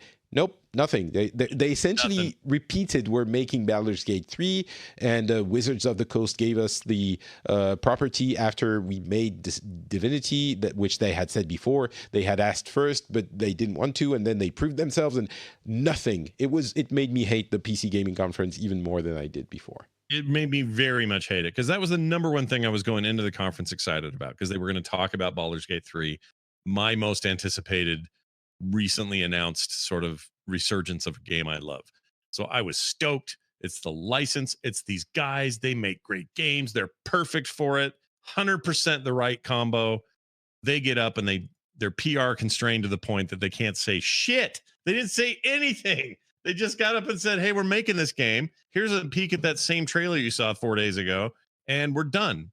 And I don't know if it's PR constrained. I wonder if maybe they don't have anything to show. Maybe, but that left a sour bit of cheese. And I don't blame them. I'm still 1,000% on that game. All good, ready to go. I think the conference itself was playing a trick on me, and knew they couldn't give us more than what they gave us. Yeah, and if that's the case, you don't leave it as your big thing at the end. It felt... Yeah. And it was 2 hours. Like, why do they keep doing these things that are... And it's PC Gaming Magazine, so I know it's not a huge, production thing, and they toned down the sponsorship aspects, which was fine. But anyway, I felt like you that it was a step back from last year, and I wish they didn't. We were talking about this during the conference. We said, the problem with the previous conferences, a big part of it was the couch, and the couch segments were like super long, where they would talk with the developers and of course have canned questions with canned answers. There was usually very little, if not nothing, interesting to take away from those. And I think they took away the idea that, we have to make it more dynamic. So they took away the couch, but kept those silly interviews with no substance, and added some like dumb costumes on one of the hosts, and I guess hope that would make it more dynamic. But that wasn't what you needed to do. Make it more concise. Maybe cut part of the interviews. You don't need to have an interview with every single one. I don't know. Anyway, it was disappointing. Yep, bummed me out. Do better next year, or... Well, whatever. We'll probably sit through it again, but of course we will. But still, and it's also fun to riff on them when they're happening, because we're super tired. But anyway, all right. I guess we can do Square Enix. Ubisoft. We go chronologically for those last three. Ubisoft. Yes. So Ubisoft, which is essentially the actual title of the conference was Tom Clancy's Ubisoft, because there were literally 15 million different Tom Clancy games. Some of them were new announcements, some of them were updates to existing games. I guess I'll mention two weird things that happened. Mythic Quest is an Apple TV Plus show by the guy from It's Always Sunny in Philadelphia about a production team for an MMO, which could be fun, but it's a TV show. It was a bit weird that it was there, because they got help from Ubisoft for authenticity, for how game development works, which I think is a good thing. And what else was weird? It wasn't weird, but there was the Uplay subscription service announcement that's also available on Stadia, as I mentioned, $14.99. So we talked about it already. I don't think we need to talk about it again. But it can be a good deal if you like many of those games. But so many Tom Clancy games, it seems like they would overlap in Target at some point, but maybe they don't. We can. I'll let you go with your favorite games. I'm not going to list all of them because I'm sure we're going to talk about the important ones if we take turns. So, Sure. which ones I mean, did you? the nice thing about the Tom Clancy titles, and this has been true for a while, is that they all kind of, as much as they're all like espionage and soldiers and all the stuff they do, they all have different focuses and different gameplay mechanics to us to address those focuses. So that doesn't bother me too much. Um, I was really hoping for a Splinter Cell game. We knew they weren't going to bring one. They've said previously this year, but that would have been great because I love Sam Fisher. I love that stuff. He will appear in their weird XCOM style Tom Clancy Universe mobile game, which they announced at this thing. But that's just like all the that's all the hot stars from the Clancy universe, I guess, and in a XCOM looking mobile game, which actually looked nice. So I may be into that. I will time will tell. I'll let you know what I think of that when it comes out. But of all the things that they discussed, this is going to surprise you. There are really only two that, as much as I like the conference as a whole, there are two that really jumped out for me. And the first was Watchdog Legion, That which doesn't is surprise me. or Watchdogs Legion, rather. Patrick and I were watching that together. I think we both had similar reactions. If they can really pull off what they're doing with this swapping of NPCs to be the character you're playing. So explain what it is, because maybe some people don't know. I think not many, but it needs to be explained. I agree. So the previous games were basically a protagonist, and then you went and did this, hacking sort of cyber story. And I liked 2 a lot. I think 1 suffered from a lot of problems, but I think Watch Dogs 2 was pretty cool. Legion is, their tagline is play as anyone, lets you basically, even just starting the game, you can just pick a dude or a lady that you see. In theory, it's anybody you can see. I mean, they still have some detail to get to us on this, but you see somebody feeding their dog, you go over to them, he or she takes a phone call from the robot dude and says, hey, we're activating you, let's go. It's all set in London, it's post Brexit. There's a kind of it's a bad time, we're in the future, the government's crashing down on its people, the people don't like it, and the only way they can fight back is to be a part of this big hacking collective. And your job is to play each one of these characters as needed, and they experience permadeath. If they die, they are dead, and you switch over to somebody else. So in our viewing, we saw some brawler bald dude, kind of two guns and smoking barrels or whatever. Can't think of the name of that thing. Snatch is a better movie to explain. Anyway, one of those guys, kind of a thug gangster. Lock, stock, and 2 smoking barrels is what Thank you. That's the one. 2 guns and 2 smoking. I don't know what I was saying. But he gets killed and dies, and replacing him is this old lady who's feeding birds, and she's got certain stats, and her stats lend really well to espionage and like robots and some other stuff. Not so much physical, although she can still be physical, as they showed. That was such an amazing moment. It was really good. She shot a guy point blank in the head. It was insane. But anyway, that's the idea, is that no matter who you see, you in theory can recruit them, I guess. Them. Yeah, and they've got voiceover. The cinematics play out with that character in the story, rather than maybe the one you started with whoever you're using. And it's not clear whether this is infinite, like just as many people as are in the world in this city full of people, or if it's like an archetype set of like 10, or maybe it's 3 different types and there's 30 people that fit those types, and then they sort of rinse and repeat. There are 3 archetypes. It's like the brawler, the hacker, and the something else. But beyond, inside of those, arguably, I mean, there are details that we don't have. But yeah, the promise is maybe it's not every single person you see, but it's close to that. And they all have a lot of people, and they all have stats that give them slight advantages. So if you've got the brawler archetype, he may also have 100% plus to melee damage more than the standard guy would. And so you might want to choose him for those reasons. Like, at least that appeared to be that way. They have all these stats over everybody's info when you'd hover over them. And you could like, oh, okay, she's got really good stealth, I'm going to choose her. And now you're her. You're that lady. Well, I mean, you add her to the team, and you have a team of it could be dozens of people, it seems, or maybe 20, and you choose anyone you want to play that fits whatever mission you want to do at that time, and it gives that feeling of we are building a kind of an army or a collective, and it's all of us. And when one dies, it's like it kind of fixes this cognitive disconnect of video games where your hero never dies, because there they kind of die. And we don't quite know how far it goes, because the promise of they're all different is both exciting but at the same time unbelievable. Like, how different are they all?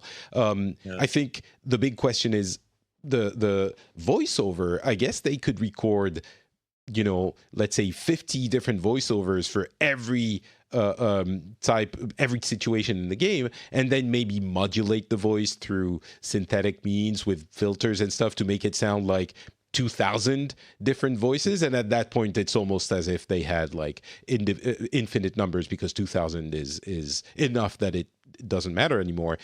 But beyond that, visually, that it's just everyone's got different hats and different clothes and different, and I'm fine with that, by the way. That's a nice that's okay. I'm into it. Well, it depends how far it goes for that as well, because if you have like 3 stock animation types, then it kind of becomes just the characters are a skin, and you have the skin and the voice, but in reality it doesn't matter who you're playing. So how deep do they go? Like, do they have different animations, different quips, different ways of saying things? And that's a big question mark. But the demo is a promise that is compelling as a promise, and it should be playable on the show floor, I believe, so we'll know more. It's coming out March 2020, by the way, so it's a little bit of a ways off, but it's kind of a rare moment in gaming where the promise of what you're shown is incredible, and we were flabbergasted. Like, our jaws were on the floor, and we had heard about the leak already, so we knew it was like Legion and you could play as anyone, kind of, but seeing it in action was such a compelling proof of concept, that it's mind-blowing. So of course it's mind-blowing as a demo at E3, which we all know, and, save your emails, we know it could end up not being that at all. But what we're discussing is the promise, which is very exciting. So as for that, for me, I was also like completely mind-blown. Yeah, I felt like I was seeing a lot of technologies they've been using in a lot of their games come together. They were talking about how the different characters just seamlessly are in these cutscenes, no matter who you pick. And that's what they do. It's only 2, but that's what they do with Assassin's Creed Odyssey. The brother or the sister are there, and they play out dynamically according to that. And it's not, you never feel like, oh, this was probably meant more for the dude. Like, they're very good at making that happen. I feel like that's a little bit of that thrown in there. Like, there's a lot of stuff coming together from the kinds of games they make. It's got me all wound up for Legion. I think it sounds really cool, and Ubisoft's kind of my favorite developer right now / publisher. I think they've got chops. So excited about that one. Like you said, there's a lot of missing info about, because your brain starts going real deep. It's like, wait, play as anyone, and then you're like, wait, that can't be possible. You can't play as anyone. And so I want to know how they bridge that disconnect. Yeah, and I think there's kind of like any game that is sufficiently complex, many of the Rockstar games, including the latest ones, if you play it enough, you start seeing behind the curtain, and you start seeing the systems and the mechanics of it, and it loses a little bit of its charm. And I think that's unavoidable for any game. So the question is, how far does it go to successfully conceal that machinery behind it, and to maintain the illusion? And if it goes far enough, it will be compelling, but we'll have to wait and see. Yep. I want to mention quickly Rainbow Six Quarantine, which is another Rainbow Six. They're still following up. I think we mentioned this anytime we talk about Ubisoft with all of their games. Rainbow Six Siege, and there was some stuff for Ghost Recon. No, there wasn't. Not for Wildlands, but they showed Breakpoint. There's For Honor that's getting more content. The Division 2, of course. Oops, sorry. John Barenthal came out for Yeah, for that not Wildlands, but the new Ghost Recon. That was Breakpoint. interesting. Yeah, His dog with him, which is weird. it was a bit weird. Rainbow Six Quarantine is a PvE game where Rainbow Six Siege is a PvP focused one. This is a three-player tactical co-op game coming out early 2020. I'm curious to see what that is. And we should mention Roller Champions, which is available already in early access or in limited time demo. And that's kind of I played it a little bit. You mentioned the closest thing you can compare it to is probably, the name escapes me. Brain fart. Cars with football. Rocket League. I did the same thing yesterday. Yeah. I couldn't remember Rocket League's name. By the way, did you got it? Did you download it? Yeah. I played it. I played a few games. Yeah, I did too. I think that thing's going to be great. It's really fun. I think it's for people who enjoy what people do enjoy about Rocket League, but even more so, it's like I don't know, I kind of got a hockey game vibe out of it, which I'm a big fan of hockey games and sports games. I'm not even a big sports games player, but I do like a hockey game and video games. And I like future weirdy sports like this.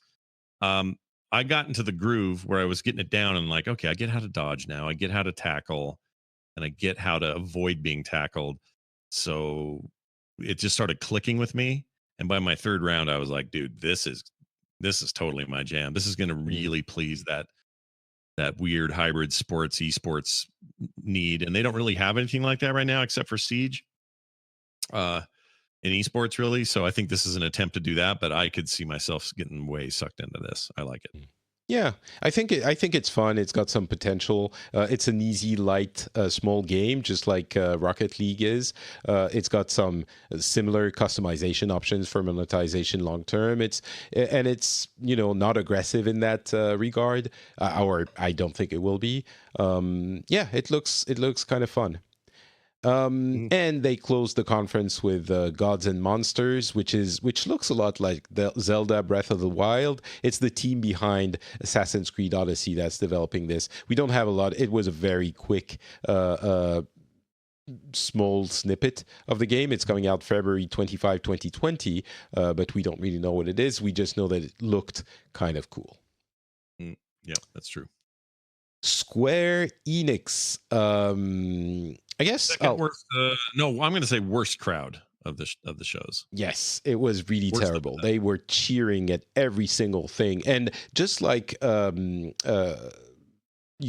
was the Tom Clancy show, Square Enix was the Final Fantasy show. I think there was 15 different Final Fantasy games that were showcased, which is fair. It's their biggest game probably.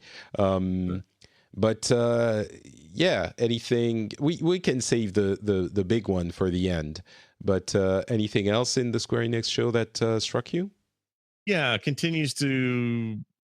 I'm more and more convinced that I'm going to really enjoy the Final Fantasy VII remake. To you and John's surprise, I think the combat they showed looked really neat. I did hear something today that kind of bummed me out, which is they're going to do this in chunks, episodic, basically. Right. It's a series, and the first one, which is a full game, is going to be in Midgard only, the starting city. So it's going to be released in different bits. That's fine, I guess. I don't know. I kind of wish it was just one big thing. Part of the fun of these games is going through them and realizing at some point just how big it is, And this is going to. I agree. I think those games were 60-hour long games. I don't think today's world is fit for that so much.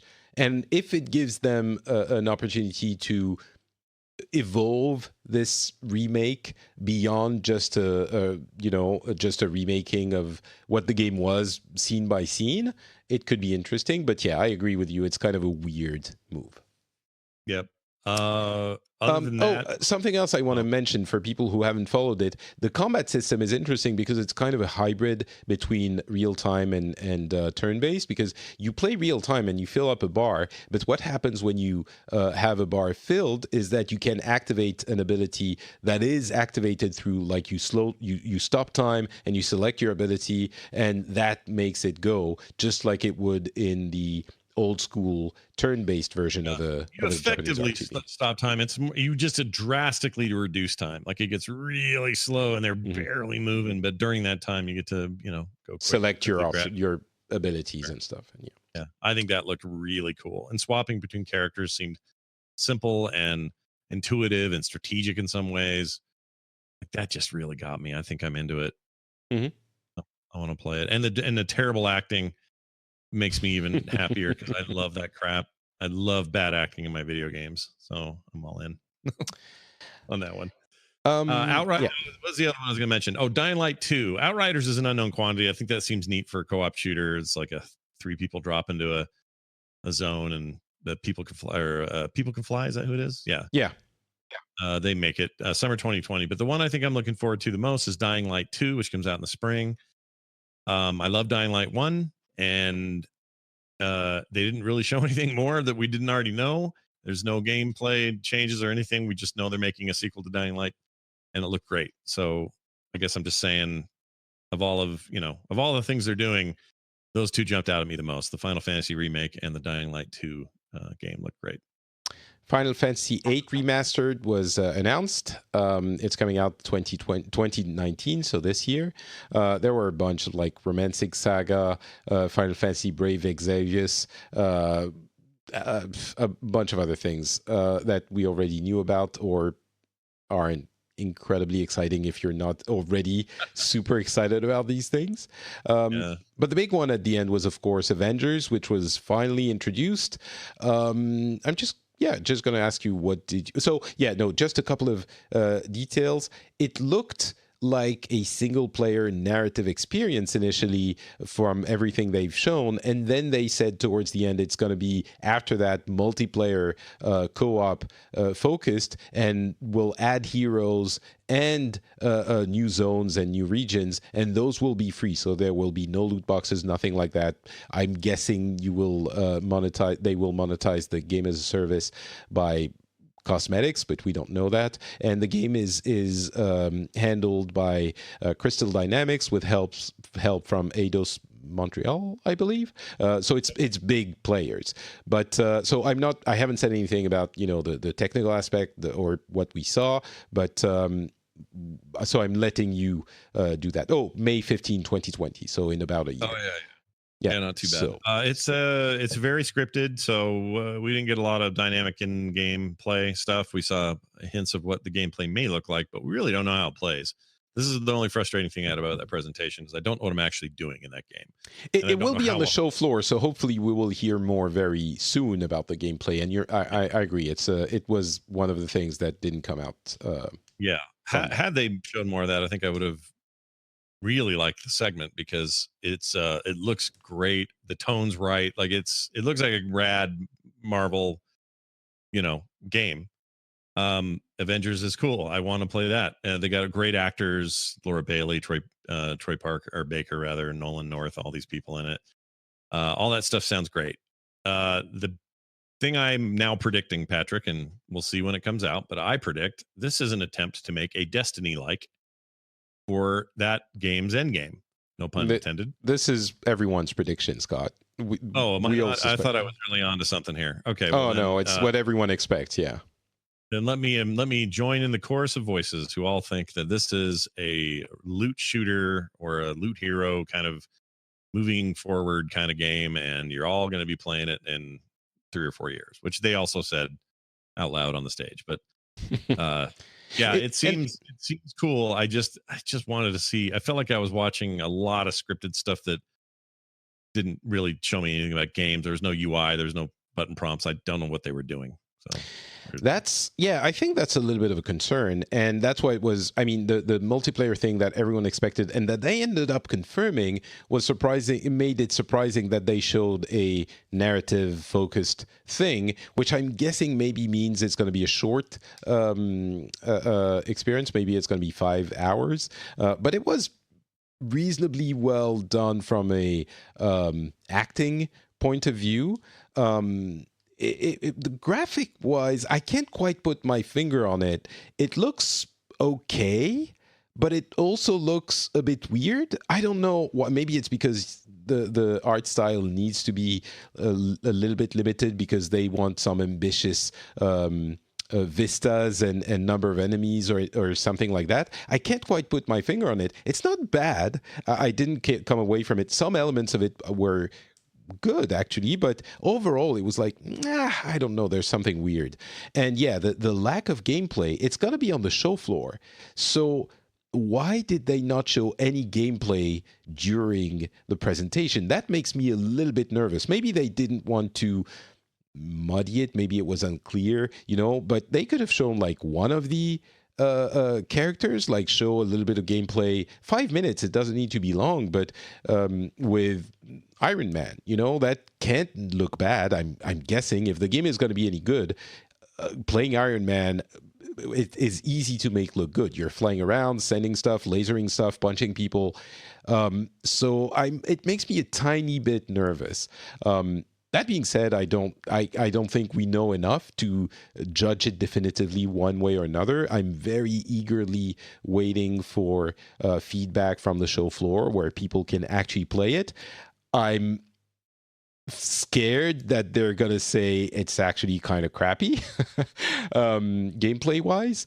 But we'll see. We'll know more about this. And as people know, I'm a huge Marvel/MCU fan, and I think the direction they're going with the art style is okay. It's kind of halfway between the comics and the movies. But what makes it okay is the incredible performances that we can get out of the actors they've chosen.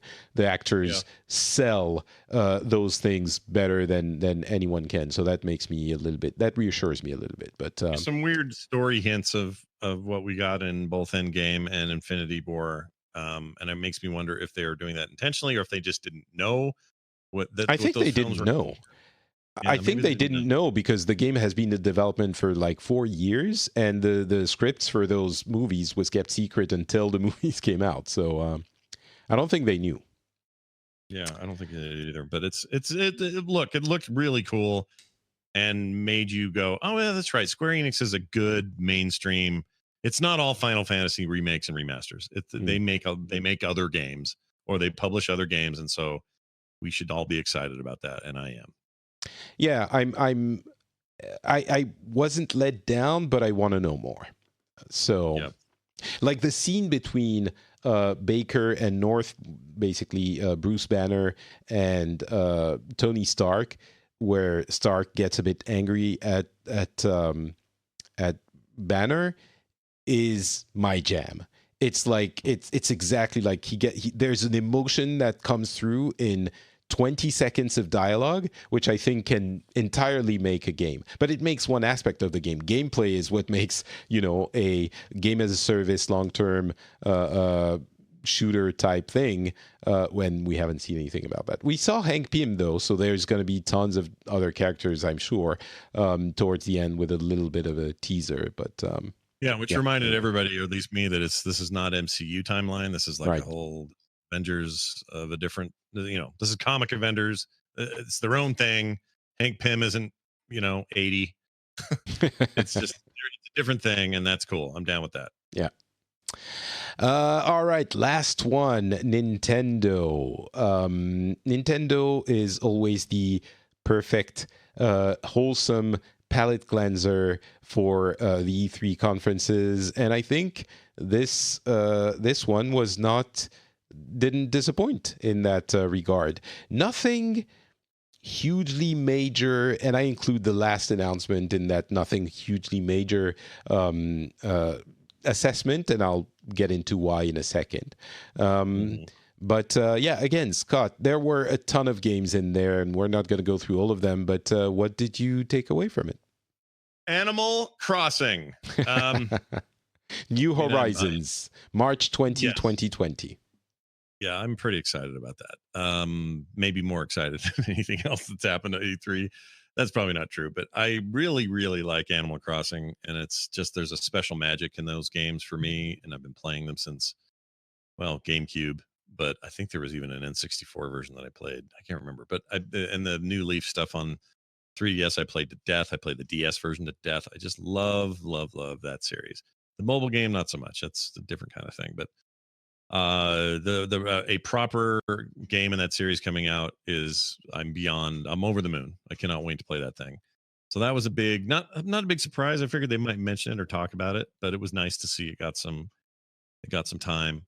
um that and the Zelda Breath of the Wild 2 thing. Right. We don't really have a title for, but whatever that is, an actual sequel in that style, in that world, in the Breath of the Wild world, is very exciting to me. Yeah, So yeah, I think those are my big takeaways. I love both those. I'm not an Animal Crossing guy or a Pokemon guy, which is coming out November 15th for those who didn't know, and it's going to be Pokemon with. There's an interesting like giant Pokemon called Dynamic, which could make the fights interesting. So I'll be looking out for that. They gave a date for Astral Chain, that Platinum game, August 30th. A ton of other things I'm not going to go through, but Really ugly stuff too. There were some really ugly games in here. there We were don't a have to get couple, yeah. like Contra Road Core looks like butt trash. It's so Yeah. bad. I was commenting during the conference, I wouldn't have been surprised if it was a 3DS game. It looks so bad. Yeah. But yeah, anyway, the Breath of the Wild 2 development announcement, I'm not including it. Like I'm saying, it's not a big thing. It kind of is. But it's nothing. It was a short a short sequence, in-game sequence. I was super excited, and I am super excited. We don't have a date, we don't have anything, so I'm trying to not be too excited.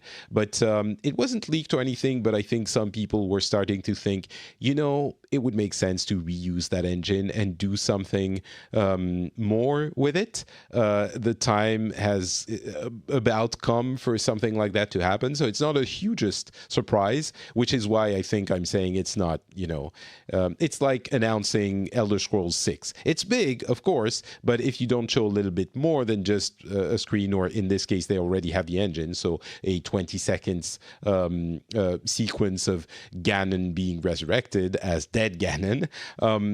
If you don't have anything more to show, I don't think it's an announcement to get super excited about. But obviously, it's a big one, and I was screaming when it happened during the show. So yeah, I'm very excited. I just think it's strange. It's unique because if you think about Nintendo's mainline, television connected consoles, they never have two main Zelda games in the same generation. It's always one. Sometimes they cross over a little bit. End of GameCube got Twilight Princess, but really that was a Wii game. But they never do more than two or more than one. They're totally doing more than one this time, it looks like, and that's great. I'm stoked about it. Unless there's some kind of Switch 2 by the time this comes out, which is, I suppose, wasn't possible, Majora's Mask kind of a yeah, like a weird offshoot, right? Like but it was an Ocarina of Time. It was kind of the same deal. It was on Nintendo 64, and it was kind of using the Ocarina of Time engine, I think. Am I mistaken? Yeah, you're right. It was the right look. It was the same look and everything. It was just a very different game. I don't know. That's true. You know what?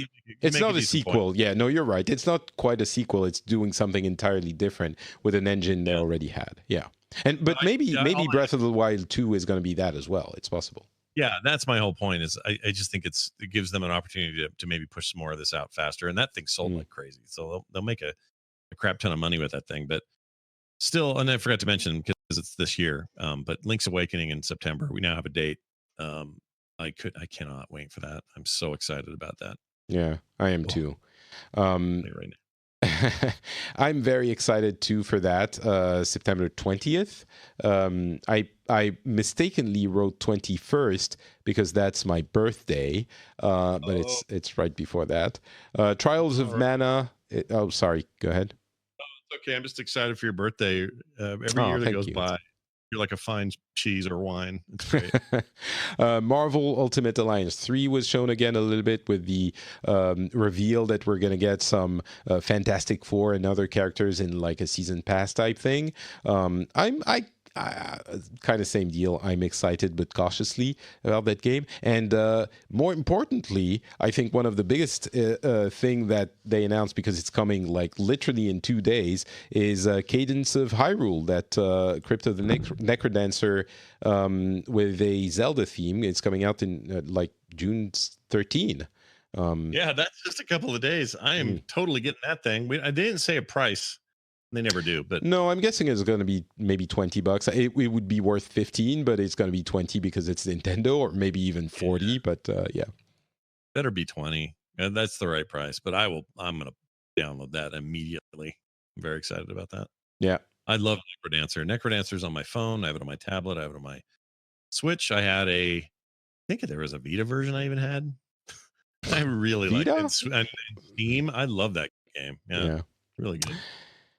And I think that is the end of the E3 conferences. A couple of hours. And again, we didn't talk about everything. So apologies if your favorite game was not mentioned here.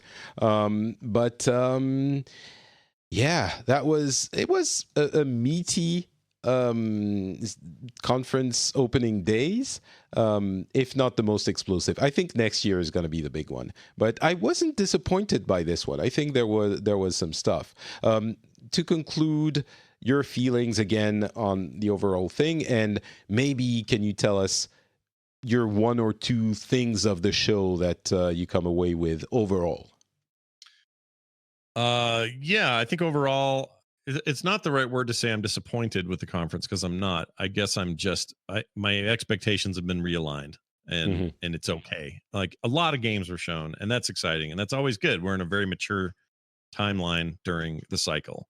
That means lots of games, and we really front loaded 2020's spring zone there. I think quarter 1 is going to get maybe a little too crowded. You're going to see some delays, if only just to get out of the same windows as other big releases. I think you're going to see a lot of that before the end of the year, but that always happens too, so it's not that big a deal. But seems like a lot this year. So overall, that's my overall take. I think it was mostly pretty good, if not, overwhelmingly. There was no moment of like, oh man, except for a Hmm. couple of tiny ones that were like games I was just excited about, like Animal Crossing or whatever. Games wise, coming out of this thing, I think the stuff I want to play the most are Animal Crossing, and I think I need to know more about the Avengers game before I commit, but I think that'll probably be a no-brainer given what we saw. Um, Outside of that, what have I forgotten? God, there's a million things I want to do here. Watch Dogs Legion and Roller Champions, I'm very excited about, and I think those are kind of the big ones. Hmm. Nothing Microsoft showed really blew me away. I'm more excited about services there than Yeah, I I am. think that's why I didn't say game. I said thing. I think that's because I was thinking Game Pass is part of that. I think Game Pass, for whatever reason, because I'm on PC and it's cheap during the beta period, is super exciting, and the perspective of having the streaming and all of that is coalescing in a way that is more concrete than it was, a week ago, because it was only on Xbox One and I don't have my Xbox One connected.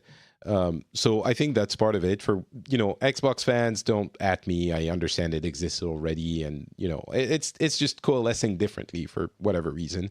Yeah, Um, it's exactly the same for me, and the yeah. fact that it's on the PC and they've got this ultimate deal when I do decide to get in, it's just it's a hell of a deal. It's really good.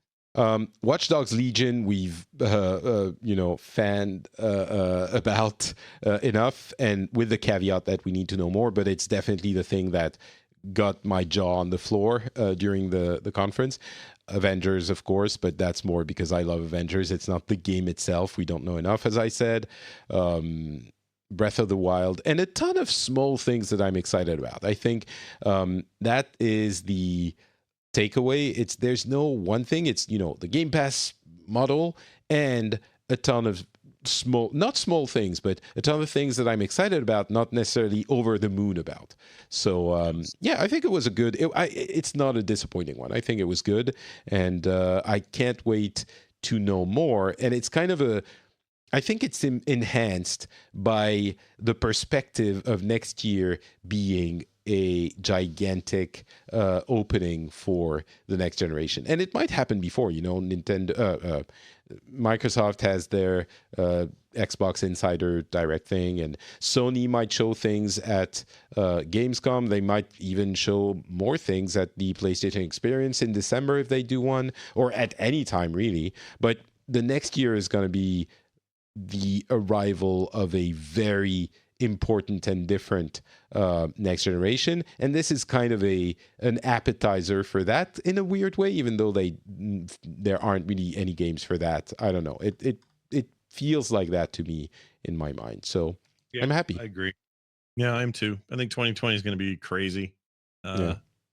kind of across the industry in lots of weird and new ways, and that's exciting to be around for that. Like I Hmm. kind of want to see how that all plays out, but also that will be when the rubber meets the road on who your loyalties will be with for the next cycle, Yeah. or if some of these can be, I mean, we're going to do what we do because we try to cover as much stuff as we can, but will a common gamer find a combination of, hey, I got my Xbox for what I want over here, but also the Stadia thing works pretty well on my phone because I like to do, like that's 2020 Well, is a big year that's for that. that's the thing. The allegiances, and they're starting to work on that. The allegiances are going to be, the barriers are going to be so much lower, and in some cases they're going to disappear. And that's why they're starting to work, all of them, on getting content to make sure they hook you into their service rather than someone else's service, because you're gonna buy at least one box because you're listening to this show and you're probably a core gamer.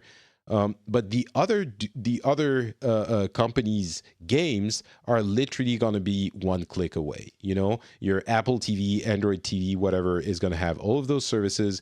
You click, maybe you subscribe for a month for $15 because there's this one game that you want to play that looks exciting on the other side, and you subscribe for a month. You pay $15. You don't have to buy a console. You just connect your existing controller and you start playing. And the allegiances, I think, are going to be a lot less potent than they have been until now, and that is exciting. And that starts this fall, right, with Stadia and xCloud. Although we need to know more about exactly what's going to be included in the beginning of xCloud, but it's very conceivable that starting in October, Microsoft opens xCloud, and relatively quickly after that, if you want to play any Microsoft game that looks cool that's coming out on that console, or you don't need anything, you just pay for xCloud for a month and you try them out. That's starting now. So I don't know. It is exciting. Yep. It's good to be a gamer, Patrick. Good to be a gamer. That's another trope that I think is starting to be played out at this point. Yeah. But it's true. All right. That's going to be it for us. It was an exhausting few days, and personally, I'm not done. We're going to be recording a little bit more, and I'm going to be recording for my French shows tomorrow. But it was fun. It was great to do with you, Scott, and John and Brian, who joined us on the live streams. If you want to listen to those for some reason, they are in our feed, so you can go and check them out. The previous episodes, there's like, I don't know, maybe 10 hours of content there. Yeah, something like that. It's kind of crazy, but it's always fun. Thank you so much, Scott, for being with me with those. It's one of the best times of the year for us gamers. If people want more of you, because you might not be there for the next episode of Pixels, where would they go?